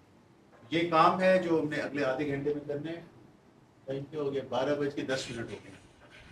تو یہ آپ اپنے اپنے گروپ میں جا کے یہ کام کریں گی، اور اس کے بعد جو ہے آپ یہاں پہ آ کے ایک بندہ آپ نامینیٹ کریں کہ کون ہمارے گروپ کا یہاں پہ آ کے پریزنٹیشن دے گا. ہم ان سے پریزنٹیشن دیں گے. آپ کو چارٹس مارکر جی آپ بنا دیجیے اور برابر بنا دیجیے گا. جی یہ رو 1 اور 2 گروپ 1 ہوگا. ٹھیک ہے، آپ نمبرز میں پورے کرتی ہوں. پھر پیچھے والی 2 روز جو ہیں یہ گروپ 2 ہوگا.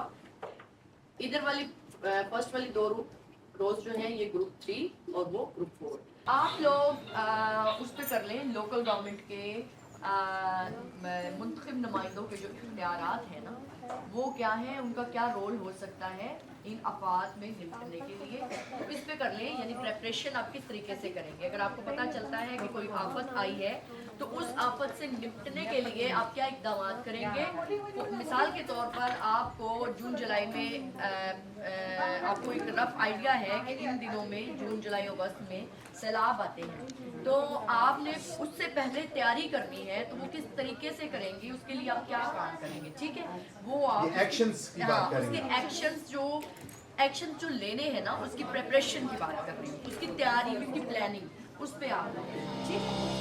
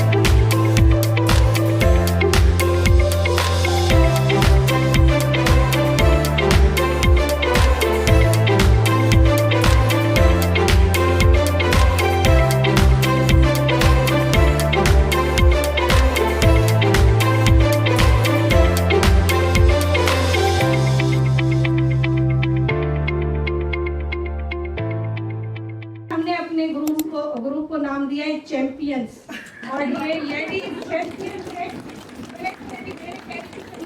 बता दें, लेकिन मैं चाह रही थी कि हम सारी चैंपियंस भी है, तो हम चैंपियंस हैं. तो पहले हमारी बहनों ने, हम सब ग्रुप वालों ने मिलके मतलब हमें जो टॉपिक दिया गया है वो है एक्शन. मतलब हमें जब कुदरती आफत आती हैं तो हमें क्या करना चाहिए, कैसे हमें एक्शंस मतलब लेने चाहिए ताकि हमें सबको, हम अपने एरिया के लोगों को किस तरह महफूज कर सकें. क्या स्टैंड है?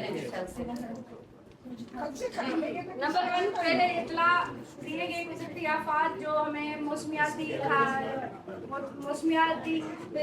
वसाइल से जो हमें इतला मिलती है, प्रिंट मीडिया से, न्यूज़ से.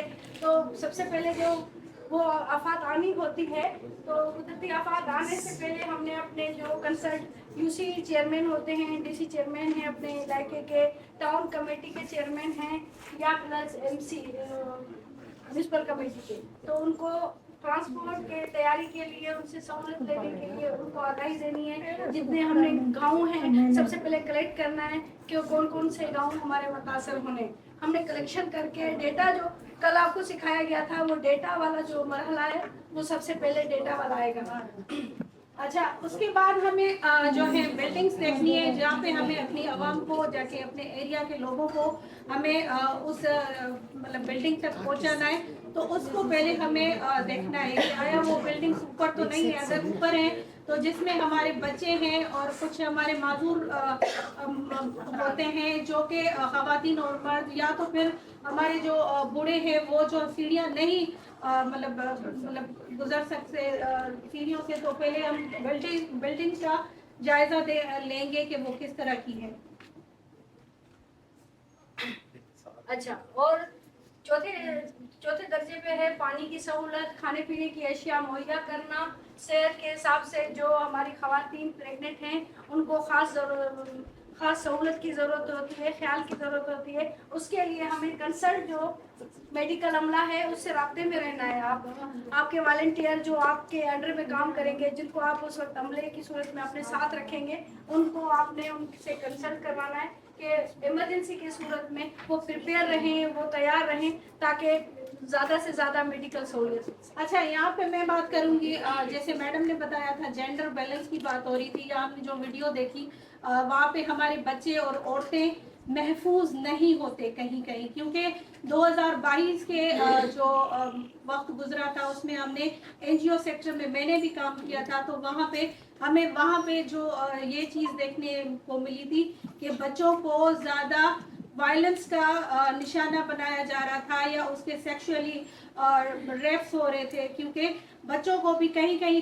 इस तरह होता है कि अगर बच्ची है वो किसी से राशन या खाने के लिए कुछ लेने जा रही है तो उसे रेप या सेक्सुअली अब्यूज बनाया गया।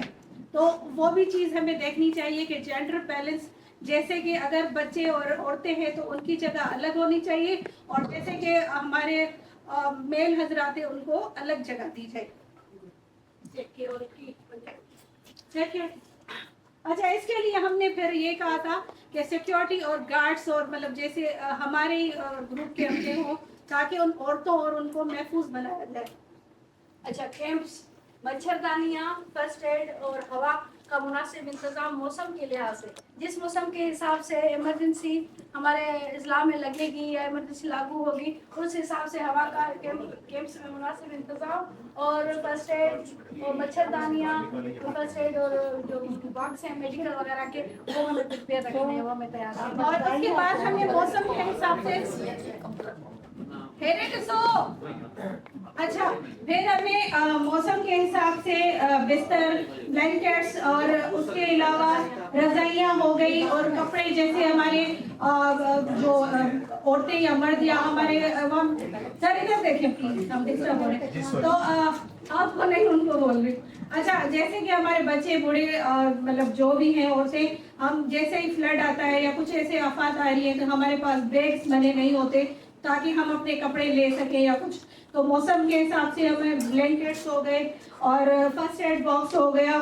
जैसे इसमें मैडम ने बताया कि मच्छरदानी है, फर्स्ट एड बॉक्स भी ज़रूरी है।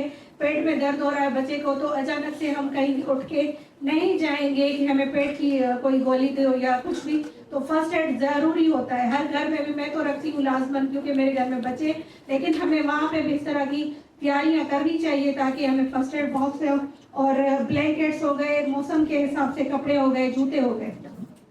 अच्छा, उसके बाद जो है देखें, दूर दराज से जो इलाके लोग नहीं निकल पाते नशेबी इलाकों से, उनको ऊंचाई पे पहुंचाने का इंतजाम करें। उसके लिए रेस्क्यू टीमें हमने अलर्ट रखनी है। रेस्क्यू टीमों में पुलिस 15, उसमें 11-22, उसमें फायर ब्रिगेड, और उसमें जो वो डूबते जो होते हैं वो डूबतों को निकालते हैं, अक्सर टोबे हम तो सिंधी में कहते हैं, वो उन टोबों को जो है ना उनको DC की तरफ से, ADC की तरफ से, जो हमारे ज़िले में बड़े मतलब अफसर हैं जो इस चीज़ों को देखते हैं, उनसे हमने राब्ता करवा के उनको अलर्ट रखवाना है ताकि कोई डूब के किसी की जान न चली जाए और आग न लग जाए। और ऐसी फायर ब्रिगेड 15 जो मरीजों को लेकर बड़े हॉस्पिटलों तक पहुंच जाए। रेस्क्यू टीमें हमने भी अलर्ट रखनी है, इन दोनों एम्बुलेंस।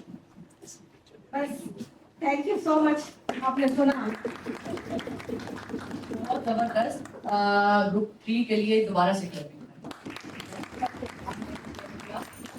अब मैं नेक्स्ट ग्रुप 1 को रिक्वेस्ट करूंगी कि आप लोग आए। असां पंहिंजी तयारीअ जे लाइ जेको कुझु लिखियो आहे असां ग्रुप 1 जे बारे में तव्हांखे ॿुधायूं था पिया। ग़लति सही ॾे माफ़ कजो। अच्छा, ख़ानदान असांजा आहिनि 50। ए मैडम ये तो चलतो नहीं रहा। ख़ानदान 50, टोटल अफराद 300 बच्चे। अच्छा, बच्चे 120 बच्चे, बुजुर्ग मौजूद 30 खेमे 50 टोटल खेमे 50, राशन और पानी, 400 लीटर मेडिकल और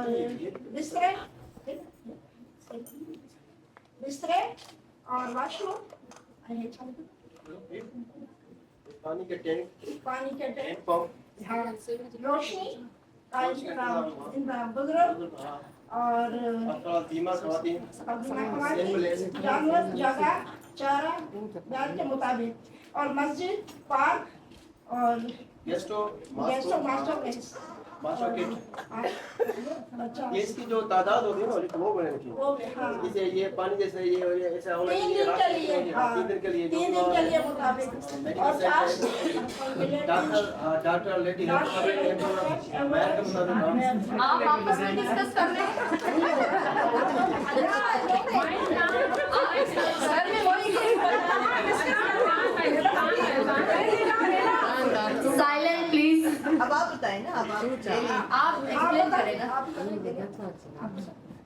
गुरु मने खेमे की मौसूलात की सतह पर मालूमात खानदान 50 है और इसमें टोटल अफराद है 300, बच्चे 120 और बुजुर्ग मौजूद 300। खेमे टोटल 50 है। ये 3 दिन के लिए मुताबिक मैं के मुताबिक है। राशन ये राशन जो है 3 दिन के लिए है और पानी जो है 450 लीटर 1 दिन के लिए होने चाहिए। Medical centre 1, doctor, lady health worker, ambulance और मेयर के मुताबिक बिस्तरे वगैरह मेयर के मुताबिक होने चाहिए। राशन 15, वॉशरूम 15 होना चाहिए।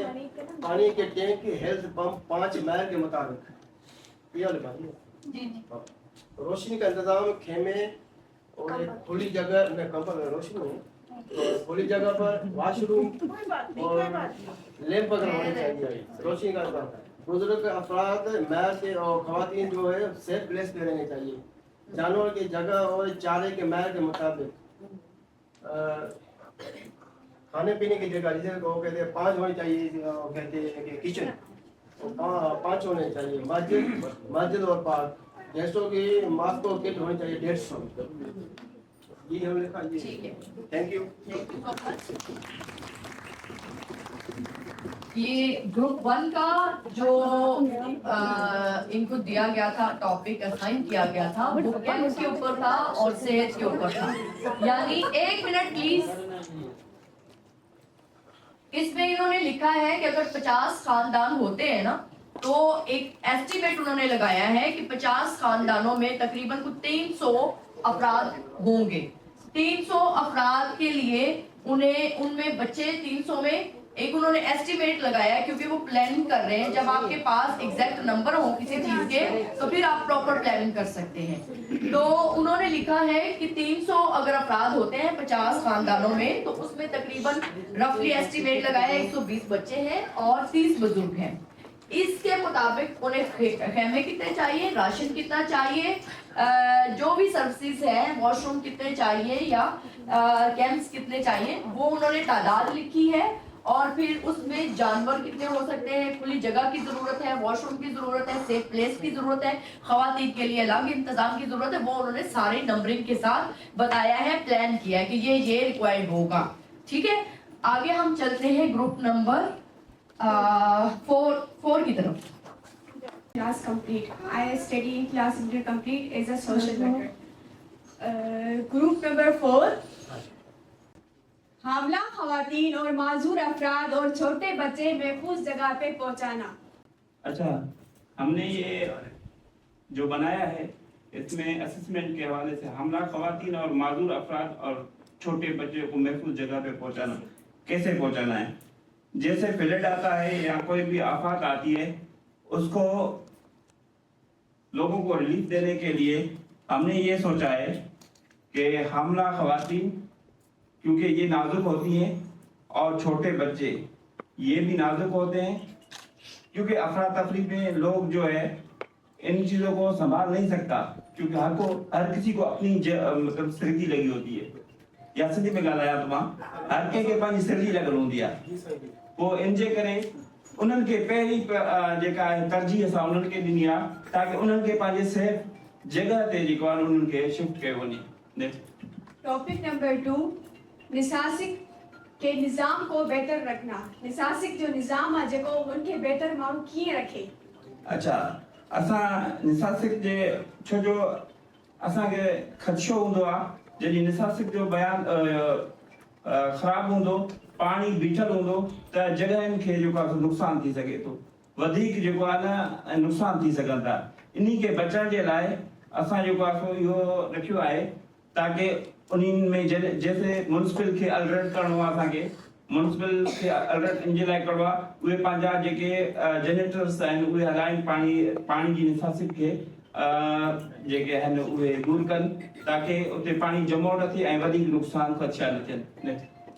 टॉपिक नंबर 3 खुराक का बंदोबस्त करना, खाद्य खुराक उन जो बंदोबस्त करना। अच्छा, ये भी असेसमेंट में आता है कि हमें जो है ना कुछ चीज़ें जो है ना खुराक का होना लाजमी है, खुराक जो हुजण लाजमी है, उनको बगैर जो असांजा वक्त मुश्किलात ॾाढा ॾुखिया गुज़रंदा। इन जे करे असां इहो रखियो आहे टॉपिक, असेसमेंट में इहो ई रखियो आहे ताकी खुराक जो इंतज़ाम असांखे पहिरियां ऑलरेडी पंहिंजी माली हालात सही आहे त पाण वटि रखिणो आहे, न त गवर्नमेंट खां असांखे जेको आहे सो ज़रूरत मुताबिक़ इमदाद वठणी आहे।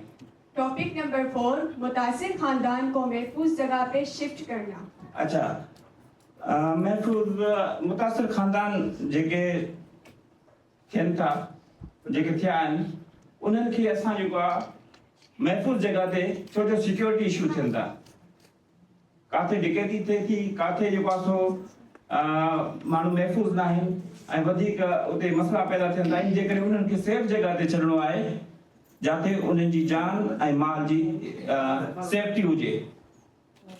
टॉपिक नंबर 5 टेंट स्कूल और टेंट हॉस्पिटल शिफ्ट करना। अच्छा, असां टेंट हॉस्पिटल छो जो उनजी तालीम जे लाइ ज़रूरी आहे, इहो ई असां असेसमेंट कयोसीं।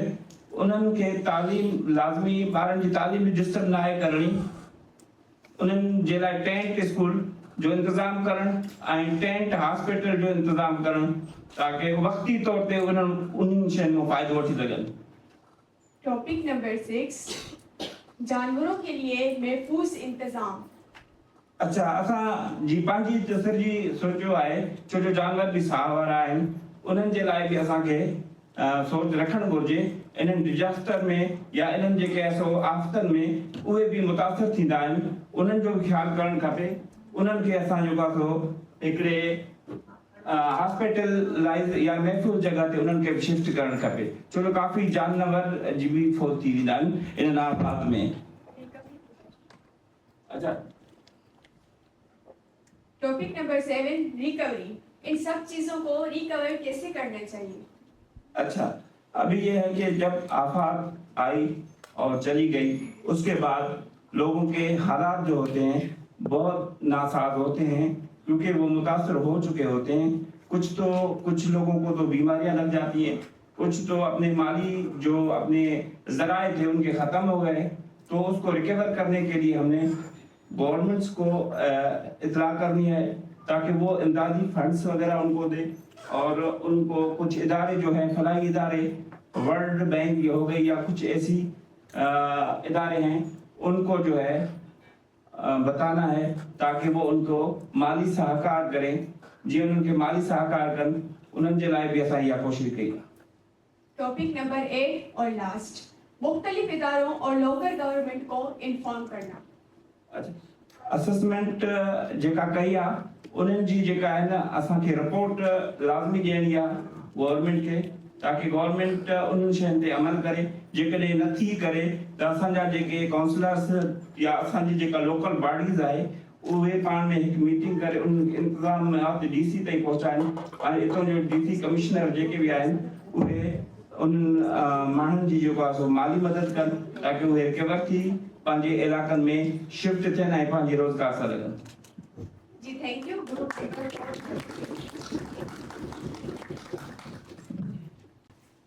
MDMA कौमी सतह पर इदारे हैं, जैसे एक है कौमी सतह पर, एक है सूबाई सतह पर। 3 इदारे हैं जिसमें कौमी सतह पर इदारे हैं, एक सूबाई सतह पर इदारे हैं, और तीसरा जो है DDMA जिले सतह पर इदारे हैं जो तमाम अजला में कायम किए गए हैं। जैसे कोई नागहानी हादसात में अपना किरदार अदा करेगा, एक प्लान तरबियत याफ्ता ज़िले जितने भी ऐसे इलाके हैं सबसे पहले हसास इलाके हैं उनको देखेंगे, और दूसरा जिनमें आफत के असरात ज़्यादा होते हैं हसास इलाकों की निशानदेही करेंगे, आफत के बचाव की इसमें कमी इस और जिलाई सतह पर जो है ना वो काउंसलर का काम होता है, जो जैसे चेयरमैन तक पहुंचाते हैं बातों को, तो हम अपने चेयरमैन को पहुंचाएंगे वो बातें, वो हमारे जैसे मदद करे आफत में, जैसे वो हमारी मुसीबतों में साथ दें, उनको हम आगाही देंगे, वो हमारा ख्याल रखें आवाम का, यही है।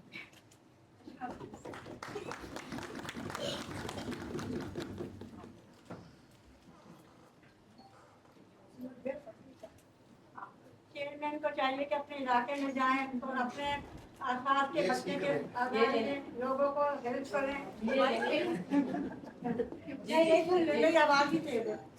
हाँ, और जो इलाके के लोगों को हेल्प करें, इनकी अगर भी वो नहीं हमारी बात मानते तो हम सब काउंसलर जाकर उनसे बात करें और अपने मोहल्ले को 2-3 बड़ों को लेकर जाएं ताकि वो हमारी हेल्प करें। शुक्रिया, बहुत अच्छी बात है, नहीं बड़ा जबरदस्त है, बहुत अच्छी बात है, आप सामने आए, आपने बात की, पहली मर्तबा आए, हम कभी नहीं आए, इसके लिए स्पेशल आप क्लैप करें।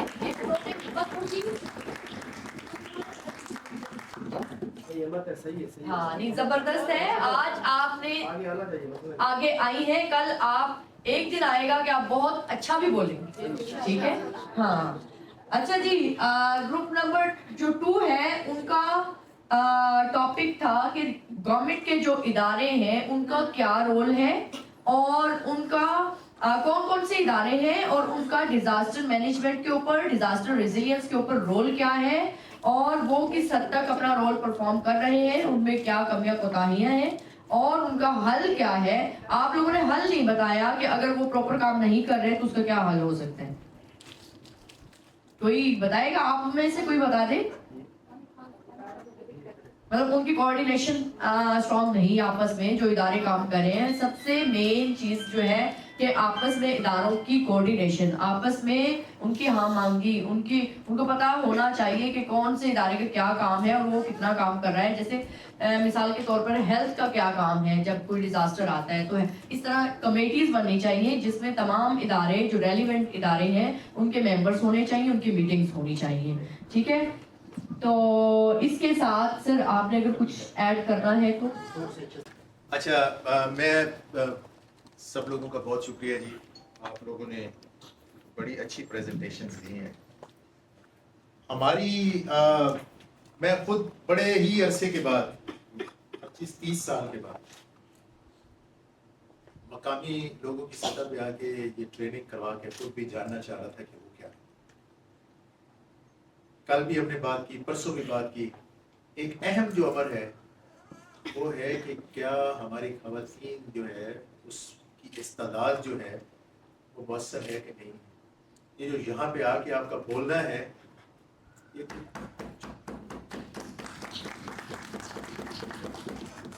ये इस ट्रेनिंग का लिखा हुआ मकसद नहीं है। कुछ मकासद ऐसे होते हैं जो छुपे हुए होते हैं, तो ये आप लोगों के लिए ये एक बहुत अहम चीज है कि आप लोग यहाँ पे आके इतने सारे लोगों के सामने जब बात करती हैं, बोलती हैं, अपना मौक़िफ़ बयान करती हैं, असल बात ही यही है। ये कौंसल का मकसद जो है बनाने का और कौंसल में खातून को लाने का मकसद ये है कि आप भी अपनी बात बताएं। नहीं, अच्छी बात है ना, आज कब कपाए हैं, जैसे ज़ेब ने कहा कल नहीं कब कपाएंगे, ये इंशाल्लाह। और ये शुरू है, इस यहीं से शुरू होता है। मैं आप लोगों ने बहुत अच्छी प्रेजेंटेशंस दी। एक जो चीज जिसकी तरफ मैं आपकी तवज्जो मबजूल करवाना चाहता हूँ, हमने असेसमेंट की बात तो की, नीड्स की बात तो की है, लेकिन میں جو اہم امر جو آپ لوگوں کے سامنے رکھنا چاہ رہا ہوں وہ یہ ہے کہ ہمیں معلومات چاہیے کون سی، کہاں سے ملیں گے. جب ہم کسی بھی تیاری کے لیے کام کر رہے ہیں تو سب سے پہلے دیکھیں نا، جیسے یہ کیمپ والا گروپ ہے، انہوں نے کہا جی 300 لوگ. اب 300 لوگ کہاں سے آئیں گے؟ 50 خاندانوں سے آئیں گے. ان میں عورتیں بھی ہوں گی، بچے بھی ہوں گے، جانور بھی ہیں ان کے ساتھ. تو جب ہم اسیسمنٹ کرتے ہیں کسی بھی چیز کی، جس کو نیڈ اسیسمنٹ کہتے ہیں، آپ لوگوں کا بہت اچھا تجزیہ رہا. یہ ساری چیزیں جو آپ نے بیان کی ہیں یہ بہت ہی، یہ آپ نے جا کے فیلڈ میں کرنی ہے، اور میری یہ توقع ہے کہ آپ یہ کریں گے انشاءاللہ.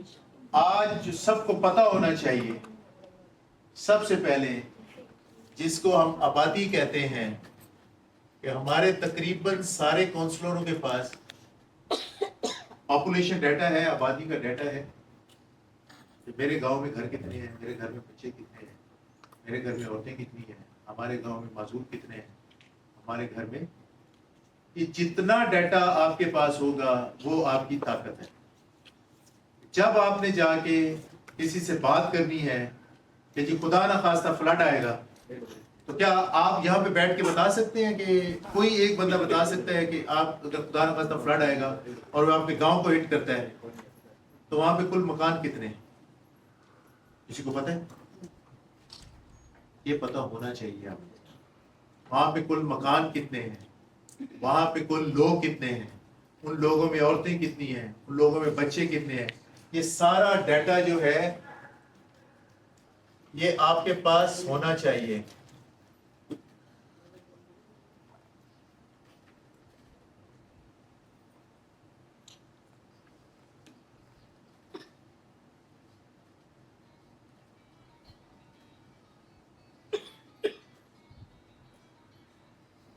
اس 2022 والے فلڈ میں جو سب سے اہم ایک مسئلہ کھڑا ہوا تھا وہ ہمارا ہیلتھ کا مسئلہ تھا.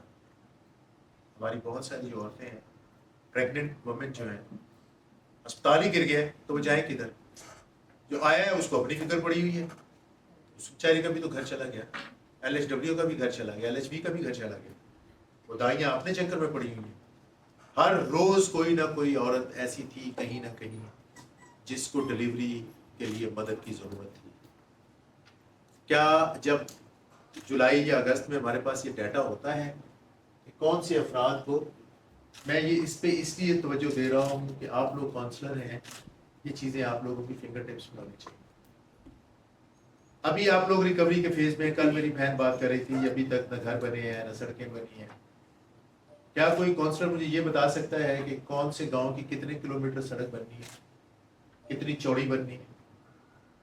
بتا سکتا ہے کوئی؟ کتنے گھروں کو کور کرے گی، کوئی بتا سکتا ہے؟ تو یہ جب تک آپ لوگوں کی صلاحیت جو ہے تخمینہ سازی کی نہیں بنتی، اچھی صلاحیت، ہم مانگ بھی نہیں سکتے. اب میں جا کے آپ سے کہوں بی بی میرے گھر پہ کھانا بھجوا دیں، اب آپ مجھ سے پوچھیں گے تو صحیح نا کہ بھائی کتنے لوگوں کا کھانا ہے، اس میں بچے کتنے ہیں، مرد کتنے ہیں، تاکہ میں اس حساب سے آپ کو برتن بھیجوں، اس حساب سے آپ کو کھانا بھیجوں. یہ آپ کہاں سے منہ اٹھا کے آ گئے جی کھانا بھجوا دیں میرے گھر؟ تو ہمیں معلومات کی یہ جو اہمیت ہے، اب یہ معلومات آتی کہاں سے ہیں ہمارے پاس؟ کہاں سے آتی ہیں جی؟ کوئی بتا سکتا ہے کہاں سے آتی، کہاں سے آ سکتی ہیں؟ جی آپ بتائیے. میڈیکل ورکر جو گھر گھر جا کے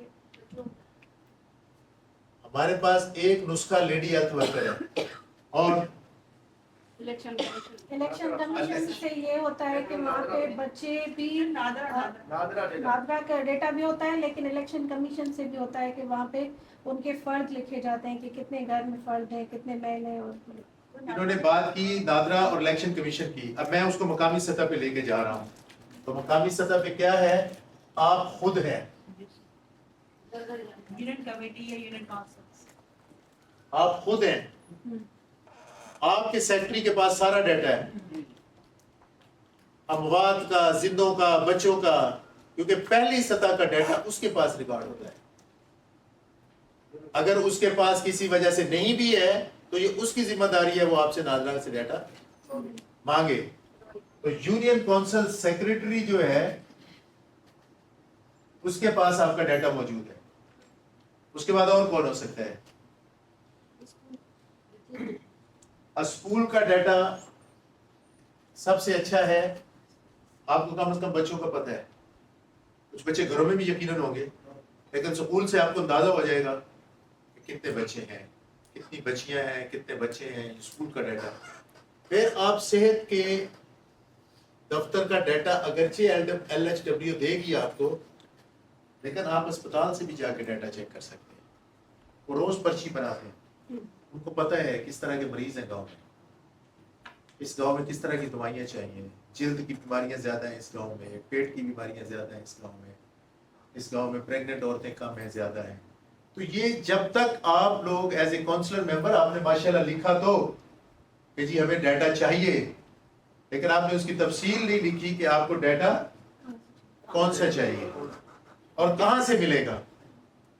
کہ آپ لوگوں کو ایز اے کونسلرز یہ پتہ ہونا چاہیے کہ آپ کو ڈیٹا کون سا چاہیے اور کہاں سے ملے گا. اور اسی کے بعد آپ کوئی بھی کام اس کے بعد شروع ہوگا. جب آپ کے پاس پوری معلومات ہے، جیسے یہ ان کے گروپ نے 300 لوگوں کے لیے پورا ایک میکینزم بنایا، تو وہ تب تک نہیں بن سکتا جب تک وہ ابھی جو آپ لوگ جس سٹیج سے گزر رہے ہیں 2022 والے فلڈ والے، وہ آپ لوگ گزر رہے ہیں. آپ کون سی سٹیج پہ ہیں آپ بتائیں گے؟ اب تو آپ بتا دیں. آپ ایمرجنسی رسپانس پہ ہیں، آپ کون سی سٹیج پہ بتائیں گے؟ میں نے ایک سائیکل دکھایا تھا آپ لوگوں کو. آپ لوگ ریکوری اور ریکنسٹرکشن کی سٹیج پہ ہیں. آپ ایمرجنسی آفت سے گزر گئے، آپ اپنے گھروں کو چلے گئے، اپنے گھروں پہ بیٹھ گئے ہیں، جا کے اپنے ذریعہ روزگار کو دوبارہ سے آپ نے کوئی نہ کوئی ٹھوک ٹھکا کر کے بیچارے کو سیدھا کر لیا ہے. دوبارہ کھیت کھلیان بھی آپ کے کچھ سیدھے ہو گئے، کچھ جانور بھی بیچارے دوبارہ ٹھیک ہو گئے پچھلے 1-1.5 سال میں. آپ لوگ ریکنسٹرکشن کی فیز میں ہیں. کیا ہمارے پاس ڈیٹا ہے کہ کتنے گھر گرے،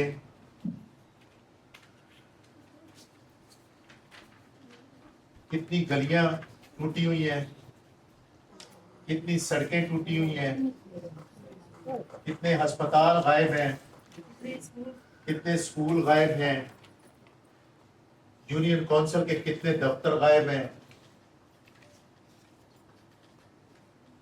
یہ ہے ڈیٹا ہمارے پاس. اگر یہ ڈیٹا نہیں ہے، اب یہ جو ڈیٹے کا کام ہے یہ ایک جگہ پہ ختم نہیں ہوتا، یہ پریپریشن کی سٹیج پہ ختم نہیں ہوتا، یہ روز مرہ کی بنیاد پہ چلتا ہے. اگر آپ کو یہ پتا ہے کہ میرے گاؤں میں 1 کلومیٹر جو ہے وہ گلیاں تھیں، ہو سکتا ہے حکومت نے بنا دی. آپ کی بات بالکل ٹھیک ہے. آپ کو پتا ہے کتنی تھی، کتنی نہیں بنی، کتنی نہیں بنی.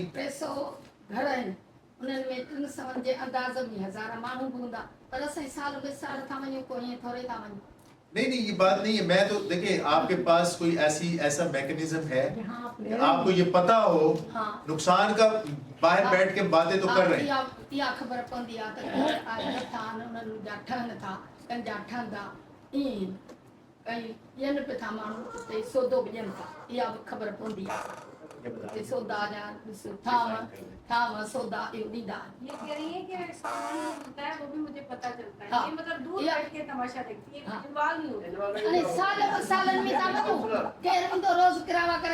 ایک منٹ میں تھوڑا سمجھ لوں جو آپ نے کہا، جو انہوں نے کہا صرف وہ بتائیں. اصل میں یہ کہہ رہی ہیں کہ ہمیں پتہ چلتا ہے کہ کس طریقے سے جو ہے نا ان کو راشن بھی مل رہا ہے، کون آ رہا ہے، سروے کر رہا ہے، سب چیزیں ہیں، لیکن وہی مثال ہے کہ وہ انوالو نہیں ہوتے. بس دور بیٹھ کے یا آفس جاتی ہیں جیسے، تو آفس میں ان کو بتا دیا جاتا ہے کہ بھائی آج اتنے گھروں کو راشن ملا ہے، اتنے گھر جو ان کی چھتیں گر گئی ہیں برساتوں میں، یا اتنے لوگ جو زخمی ہو گئے ہیں. یہ سارا ڈیٹا ان کو آفس کے تھرو پتہ چلتا ہے، یہ خود گھر نہیں جاتی. بالکل ٹھیک ہے. یہ عدی نے بڑی اہم بات کی ہے. دیکھیں کچھ نہ کچھ ہو رہا ہے، کہیں نہ کہیں کچھ نہ کچھ ہو رہا ہے، لیکن کیا مجھے آواز اٹھانی چاہیے کہ میں 30 घरों का नुमाइंदा हूँ, 30 घरों का काउंसलर हूँ, तो 20 घरों को खुराक मिली है, 15 को नहीं मिली। ये मुझे अगर पता होगा कि कितने घर हैं तो मैं तभी बात करूंगा ना। मैं इसलिए अर्ज कर रहा हूँ कि ये जो डाटे की इम्पोर्टेंस है ये बहुत अहम है। अगर मुझे ये पता है कि मेरे गांव की गलियां नालियां मंजूर हो गई हैं और वो गलियां नालियां शुरू भी हो गई हैं, क्या मैंने ये मालूम किया है कि वो गलियां नालियां कितनी मंजूर हुई हैं? क्योंकि गवर्नमेंट के पास भी महदूद वसाइल है।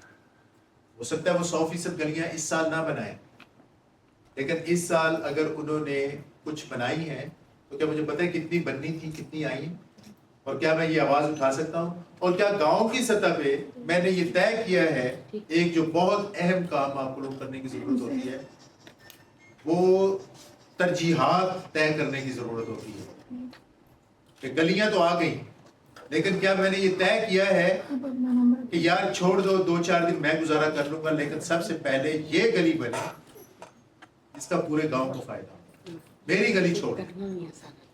क्या कभी आपस में बैठ के हमने इस तरह से तरजीहात के ऊपर काम किया है? या हमने सरकार को ये कहा जी कि अभी गलियां भी छोड़ दें, अभी नालियां भी छोड़ दें, आपकी मेहरबानी है अभी अस्पताल पे तवज्जो करें। तो जब तक आप अपनी तरजीहात जो है, ये जो आपकी स्टेज है जिसमें आप बैठे हुए हैं, रिकंस्ट्रक्शन और रिकवरी की स्टेज है, और रिकंस्ट्रक्शन और रिकवरी की स्टेज पे आप लोगों को रोज डाटे की मदद लेनी होती है। आप ये कहें जी 50 गिरे थे, 30 बन गए हैं, 30 रहते हैं, 30 आधे बन गए हैं, 15 पूरे बन गए हैं। ये रोजमर्रा आपका जो काउंसलर्स का आपने बताया ना कि आपकी ये एक अहम जिम्मेदारी है। जी सफिया, इसमें थोड़ा सा सिर्फ डेटा के हवाले से जो सर ने बात की है, बहुत अहम बात की है, क्योंकि आज तक हम यही सीखते और समझते आए हैं कि तमाम मालूमात जो हैं आपको यूनियन काउंसिल के दफ्तर से मिलेंगी या डिप्टी कमिश्नर के ऑफिस से मिलेंगी। अब अगर आपके पास तमाम मालूमात होंगी एक कागज़ की शक्ल में और वो डिप्टी कमिश्नर की तरफ से एंडोर्स होंगी, तो जैसे यूएन ओछा की बात की थी सर ने कि वो मालूमात जमा करते हैं, उनका काम है राब्ताकारी करना मुख्तलिफ अदारों के साथ। जब वो मालूमात उनके पास पहुंचेंगी तो उसी की बेस पर आपका जो ज़िला है उसके लिए मनसूबाबंदी या बजट बनाया जाएगा। उसके लिए ही जो यूएन का जो सेक्रेटरी जनरल है वो आगे जाके कह सकता है कि इस इलाके में इतनी ज़रूरत है, सेहत के जो है ये मसाइल हैं, तालीम के ये मसाइल हैं, घरों के ये मसाइल हैं, रोज़गार के ये मसाइल हैं। बदकिस्मती से ये मालूमात नहीं मिलती। हम मांग रहे होते हैं कि हमें मालूमात दे दें, यूनियन काउंसिल की लिस्ट दे दें। मतलब मैं कोई सियासी बयान नहीं दे रही, मैं आपको, क्या हम सारे एक है ना, तो मैं आपको बता रही हूँ कि यूनियन काउंसिल की लिस्ट नहीं मिलती। फिर वो कहते हैं कि हमारे इलाकों में काम नहीं होता। Thank you. मैं आपको एक बड़ी मजे की केस स्टडी है, आप भी सुने जरा। बड़ी इंटरेस्टिंग केस स्टडी है। 1999 में 1999 में मैं चकवाल के ज़िले में काम करता था। प्लान इंटरनेशनल का मंसूबा था जो बच्चों की तरक्की के लिए काम करता था। उस गांव में, मुख्तलिफ गांव में हम काम कर रहे थे। एक गांव था जिसमें एक रिटायर्ड सूबेदार मेजर साहब थे, मुझे उनका नाम भूल गया है, लेकिन हम सारे उनको चाचा मेजर कहते थे। तो हमें मुख्तलिफ मुल्कों से गिफ्ट आते थे कि ये बच्चों को दे दें। एक दफा जापान से कैंडीज का एक बैग आया, ये जो क्या कैंडीज को क्या कहते हैं, टॉफियां, गोलियों का एक बैग आया। उन्होंने मुझे भिजवाया कि जी फलां गांव में देनी है बच्चों को। हमने वो बाबे मेजर को दी। तो 5-7 दिन गुजर गए, मैं फील्ड में बहुत कम जाता था। एक दिन मैं गया तो बाबे मेजर ने मेरी गाड़ी रोकी और मुझे ना अपनी धोती के उसमें से, क्या कहते हैं, डब कहते हैं आप, इसमें से ना निकाल के, हाँ, उसमें से ना मुझे कुछ टाफियां निकाल के दी। उसने कहा सही शाह साहब ये कुछ टॉफियाँ हैं तो ये आप ले जाएं वापस।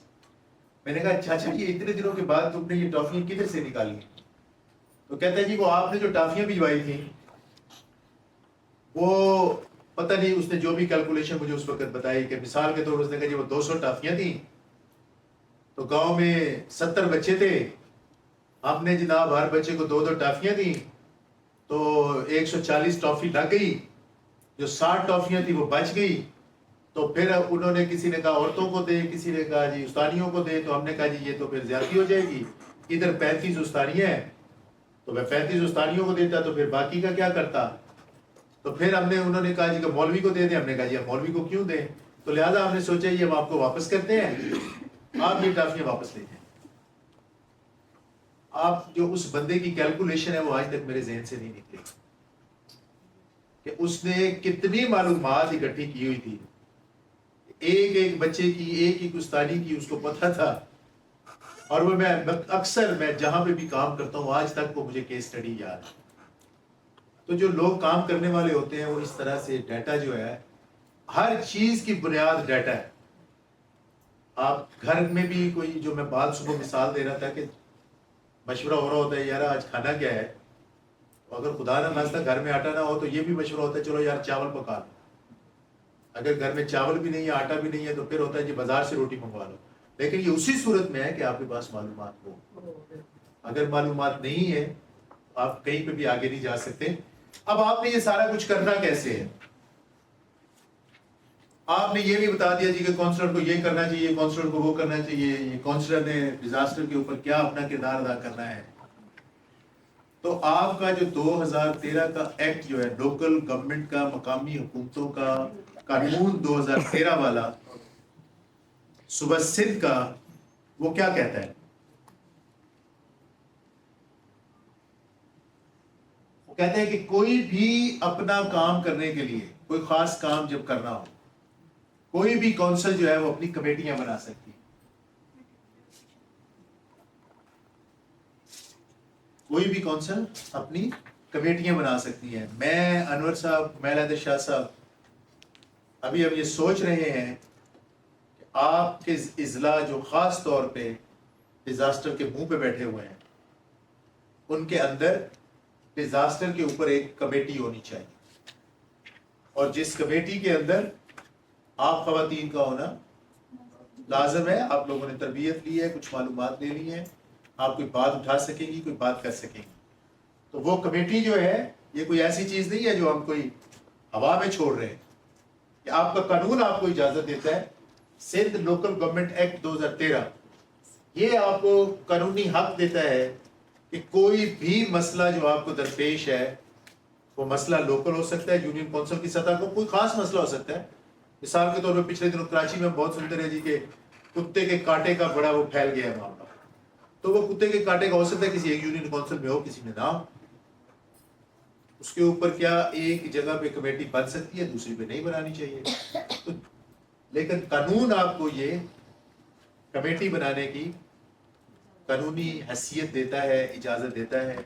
आप कमेटी बनाएंगे और कमेटी बनेगी कैसे?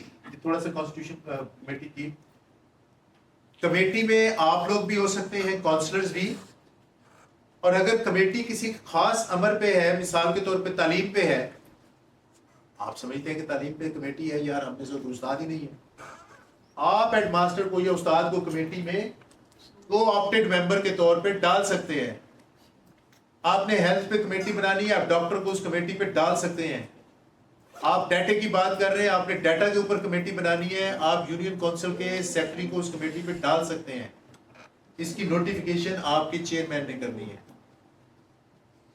जब वो कमेटियां आप बना लेंगी तो आपके लिए काम आसान हो जाएगा। फिर ये जो कुछ आपने सीखा है इसको आप आगे लेके आगे चल सकेंगे। इसके साथ ही अगर आप लोगों का कोई सवाल है तो प्लीज मुझसे जरूर पूछें। कोई चीज रह गई है तो वो मुझसे पूछें। तो मेरे पास तो मैं बोलता रहूं तो मैं 2 दिन बोलता भी रह सकता हूँ, लेकिन मैं चाहता हूँ इसीलिए आपके साथ मिल के आगे चले। अब सर जी सर यानी कि आपने एक चीज बहुत अच्छी बताई कि इसका मतलब ये है कि सिर्फ हमें लोकल गवर्नमेंट में जब हम कम्युनिटीज बनाने जा रहे हैं ये तो उसमें, क्योंकि अभी जो मैं म्यूनसिपल कॉर्पोरेशन की बात करती हूँ तमाम कमेटीज जैसे हमारे पिछले टर्नओवर में भी बनी थी, इसमें भी बनी थी, तो होता यही है कि जो हमारी कुछ खवातीन है, आप मेरे जैसा बंदा उठ के कह देंगे तो पता ही कुछ नहीं है, लेकिन मेरा ये यकीन नहीं है। मुझे यकीन है इंसान अल्लाह ताला ने पैदा किया, सबको बहुत पता है, सबको बहुत पता है, हमें मौके नहीं मिलते। अगर कमेटी को कोई ऐसा बंदा हेड कर रहा है जिसको आप समझ रही हैं या मैं समझ रहा हूँ कि वो इस काबिल नहीं है, तो आप किस काबिल है? कमेटी बनाने का मकसद ये होता है कि सारी जिम्मेदारी चेयरमैन की नहीं है, बाकी मेंबर्स की है। और दूसरा, कमेटी जो है वो चेयरमैन पे आके महदूद नहीं हो जाती, आप उसमें को ऑप्टेड मेंबर, टेक्निकल मेंबर्स, सूबाई सतह पे भी। अब मैं एमपीए नहीं हूँ, मैं पंजाब के चीफ मिनिस्टर की 2 कमेटियों पे एमपीए नहीं हूँ। मुझे इस्लामाबाद से मेरी 1-2 और जो वजारतों वाले हैं वो मुझे कह रहे हैं कि हमारी कमेटी पे आ जाए। देखिए, जो लोग आपके इर्द गिर्द यकीनन, जैसे ये मेरे भाई मेहर साहब हैं मैग्नेट वाले, ये जब असेसमेंट के ऊपर बात कर रहे थे तो मैं चूंकि जानता हूँ कि एनजीओ वाले डाटा इकट्ठा करते रहते हैं, तो मैंने इनको रिक्वेस्ट की कि भाई को इस ग्रुप से निकाल के उधर भेज दें। तो ये हर जगह पे लोग मौजूद हैं, आपके टीचर्स मौजूद हैं, आपके पटवारी मौजूद हैं। पटवारी फॉर एग्जांपल, अगर आपके डिजास्टर मैनेजमेंट प्लान में अब सेक्टोरल प्लान्स होते हैं, हेल्थ का प्लान अलहदा बनेगा, एजुकेशन का प्लान अलहदा बनेगा, ज़राअत का प्लान अलहदा बनेगा, तो पटवारी को तो हर घर की गिरदावरी का पता है। हमारे पंजाब में तो पता है, मुझे यहाँ पर सेम सिस्टम है कि हर पटवारी को हर खेत का पता है, हर मालिक का पता है कि उस खेत में क्या था। तो आप जब ज़राअत के ऊपर कोई काम करना चाहते हैं, आप ज़राअत अफसर को बुलाएं, आप पटवारी को बुलाएं अपनी कमेटी में। अच्छा, ना सिर्फ आपको ऑप्टेड मेंबर्स ले सकते हैं, आप स्पेशल प्रेजेंटेशन ले सकते हैं। आप कमेटी के तौर पे आप किसी भी सरकारी ओहदादार को बुला के उसको सवाल कर सकते हैं। मिसाल के तौर पे आपका सवाल ज़राअत से रिलेटेड है, आप ज़राअत अफसर को बुला लें। आपका सवाल लाइफ स्टॉक से रिलेटेड है, आप लाइफ स्टॉक वाले को बुला लें। आपका सवाल कानून से मुतल्लिक़ है, आप किसी वकील को बुला लें। तो आपको किसी भी वक्त कौंसिल के अंदर या कमेटी के अंदर ये इजाज़त होती है कि आप स्पेशल अटेंशन के लिए किसी भी वक्त किसी को भी बुला के टेक्निकल गाइडेंस ले सकते हैं। Thank you. और अगर कोई मजीद कोई सवाल है तो बताइए।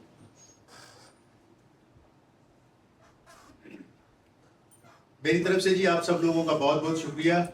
मेरी तरफ से कोई दिल आज़ारी किसी की हुई हो तो मैं उसके लिए माजरत चाहता हूँ आप लोगों से, और इंशाल्लाह हमारा राब्ता रहेगा। और मैंने बहुत कुछ सीखा आप लोगों से, बहुत सारी ऐसी चीज़ें हैं जिनके ऊपर तवज्जो की ज़रूरत है।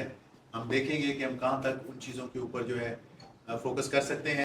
अच्छा, सर ने जैसे कि आपको बताया, हमने कल भी जब डे स्टार्ट हुआ था तो आपको बताया था कि हम इन 2 दिनों में आपकी ट्रेनिंग के दौरान जज करेंगे कि कौन एक्टिवली पार्टिसिपेट कर रहा है, कौन ज़्यादा बात कर रहा है, कौन ज़्यादा समझ रहा है। तो हम उसमें से फिर आइडेंटिफाई करके तो उसका नाम लिखेंगे। हर ट्रेनिंग से हमने 4 से 5 खवातीन लेनी है जिनको एडवांस ट्रेनिंग्स आगे देंगे, कैपेसिटी बिल्डिंग के ऊपर, लीडरशिप के ऊपर, और फिर फर्दर ट्रेनिंग्स के लिए कुछ लोगों को उनमें से चूज करके इस्लामाबाद लेके जाएंगे, वहाँ पे ट्रेनिंग्स करवाएंगे, आउट ऑफ कंट्री भी भेजेंगे।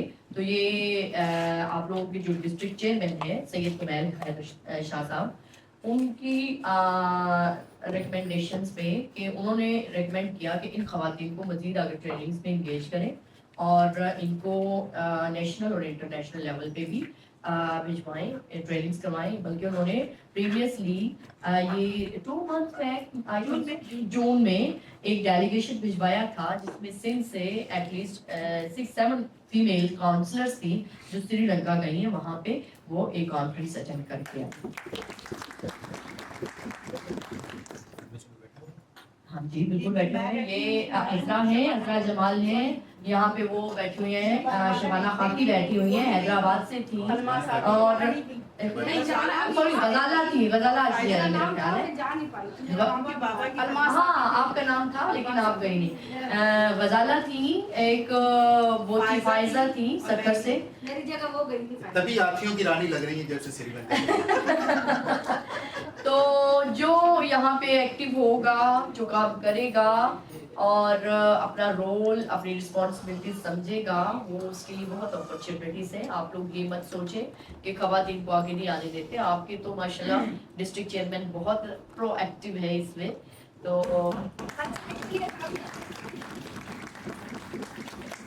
और आपके लिए सबसे मजे की बात यह है कि वो नेशनल लोकल गवर्नमेंट्स के सदर भी हैं, तो उनकी कोशिश होती है कि अपने डिस्ट्रिक्ट से ज़्यादा वो नॉमिनेशंस भेजें, उनको ज़्यादा से ज़्यादा ट्रेनिंग्स दिलवाएं, नेशनल लेवल पे भी और इंटरनेशनल लेवल पे भी। तो आप लोग इंशाल्लाह आगे चल के आप लोगों को अंदाज़ा होगा कि लोकल काउंसिल आपके लिए, डिस्ट्रिक्ट काउंसिल या लोकल काउंसिल एसोसिएशन सिंध या नेशनल लोकल गवर्नमेंट आपके लिए क्या कर रही है खवातीन के लिए। तो वो खवातीन को आगे लाने में, उनकी ट्रेनिंग्स करवाने में, उनको एम्पावर्ड करने में उनका बड़ा रोल है। ठीक है, तो अब हम इसकी क्लोजिंग की तरफ चलते हैं। एंड पे हम लोग सर्टिफिकेट डिस्ट्रीब्यूट अभी करते हैं। गुज़िश्ता 12 सालन में 2010 grand flood, 2012 extra ordinary बरसातियूं, worry 2022 उन्हीं को पहिरें माकड़, उन खां पोइ हाणे वरी बरसातियूं 2022 में वरी करोना।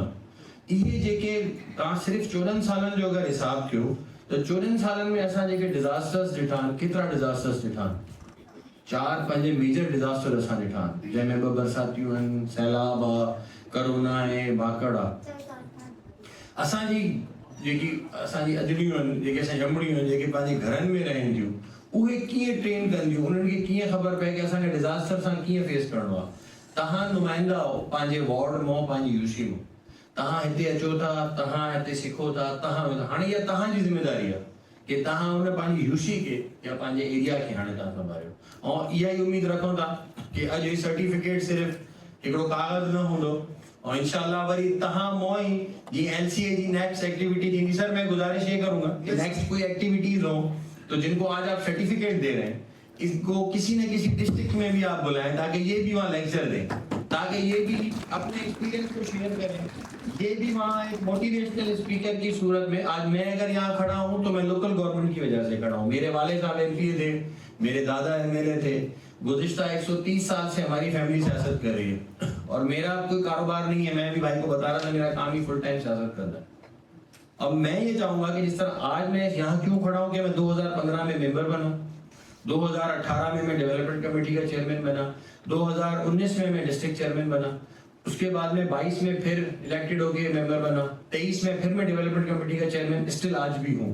तो मैंने ये नहीं सोचा कि मैं चेयरमैन रह चुका हूँ तो मैं डेवलपमेंट कमेटी दोबारा क्यों ले लूँ, यार मैं जिला हेड किया, मैं दोबारा छोटी कमेटी ले लूँ। नहीं, काम करने के लिए कोई भी सीट छोटी बड़ी नहीं होती। मैं चाहे मेंबर की हैसियत में रहूँ, चाहे डेवलपमेंट कमेटी की हैसियत में रहूँ, चाहे डिस्ट्रिक्ट चेयरमैन की हैसियत में रहूँ, मैं काम कर रहा हूँ। मेरा आज सैयद कुमैर जैसा मेरा चेयरमैन है, मैं उसकी टीम में काम कर रहा हूँ। मुझे डिस्ट्रिक्ट के लिए सर्व करना है, खिदमत करनी है, चाहे किसी भी पोस्ट पे मिले। इसी तरह मैं यही गुजारिश की कि आप लोगों को भी तो कहीं बुलाएंगे किसी जगह तो आप अपने एक्सपीरियंस शेयर करेंगे, वो हमारे लिए भी इज्जत होगी। हमारे सक्खर डिस्ट्रिक्ट के काउंसलर्स, हमारे सक्खर डिस्ट्रिक्ट की काउंसिल जो मुख्तलिफ काउंसिल्स में से नुमाइंदगी कर रहे हैं, वो आगे बढ़ेंगे और वो जाके किसी और डिस्ट्रिक्ट में ये बताएंगे अपना एक्सपीरियंस, तो उससे उनकी भी हौसला अफजाई होगी। मैं आप सबका मशहूर हूँ, खुसूसन एलसीए का। और अनवर साहब नहीं है मौजूद यहाँ पर, अचानक इमरजेंसी की वजह से। अनवर साहब का, आपकी पूरी टीम का, जो आपने मुझे यहाँ मदऊ किया और इस बरोकार तकरीब में मुझे बुलाया। Thank you. अस्सलामुअलैकुम, मेरा नाम आलिया खान है। मैं एक डेवलपमेंट सेक्टर की बंदी हूँ, एनजीओ में काम करती हूँ। लेकिन आज मुझे पता चला, पिछले 2 दिन से जो ट्रेनिंग हम ले रहे हैं उसमें काउंसलर्स किस तरह बने जाते हैं और किस तरह मतलब आइन बनता है, आर्टिकल्स के थ्रू हमें कैसे, मतलब 2013 की बात हुई कि ये आइन मतलब बना और हमें काउंसलर्स के लिए वो सिलेक्शन हुई। तो उसी उनमें ये भी हमें सीखा कि काउंसलर्स के कौन से राइट हैं اور کون سے رائٹ ان کو لینے چاہیے, کس طرح کے ہمیں اپنے حق لینے چاہیے, کس طرح ہمیں کام کرنا چاہیے. اور آگے چل کے پھر یہ بھی ہم نے سیکھا, آج کا دن جو تھا ہم نے سیکھا کہ جو ہم کونسلرس یا گورنمنٹ سطح پہ جو بھی ہمیں ڈیزاسٹر, جو بھی ہمیں آفات ہو رہی ہیں قدرتی یا ہمارے اپنی آئی ہوئی, تو اسے کس طرح نپٹنا ہے, ہمیں گورنمنٹ کی مدد کیسے لینی چاہیے.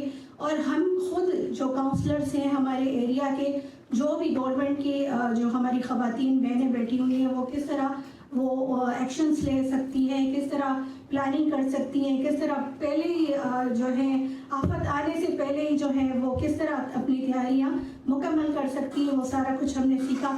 لیکن بہت ہی اچھا, مطلب ہمیں ایک بہت اچھا انوائرمنٹ دیا گیا یہاں پہ.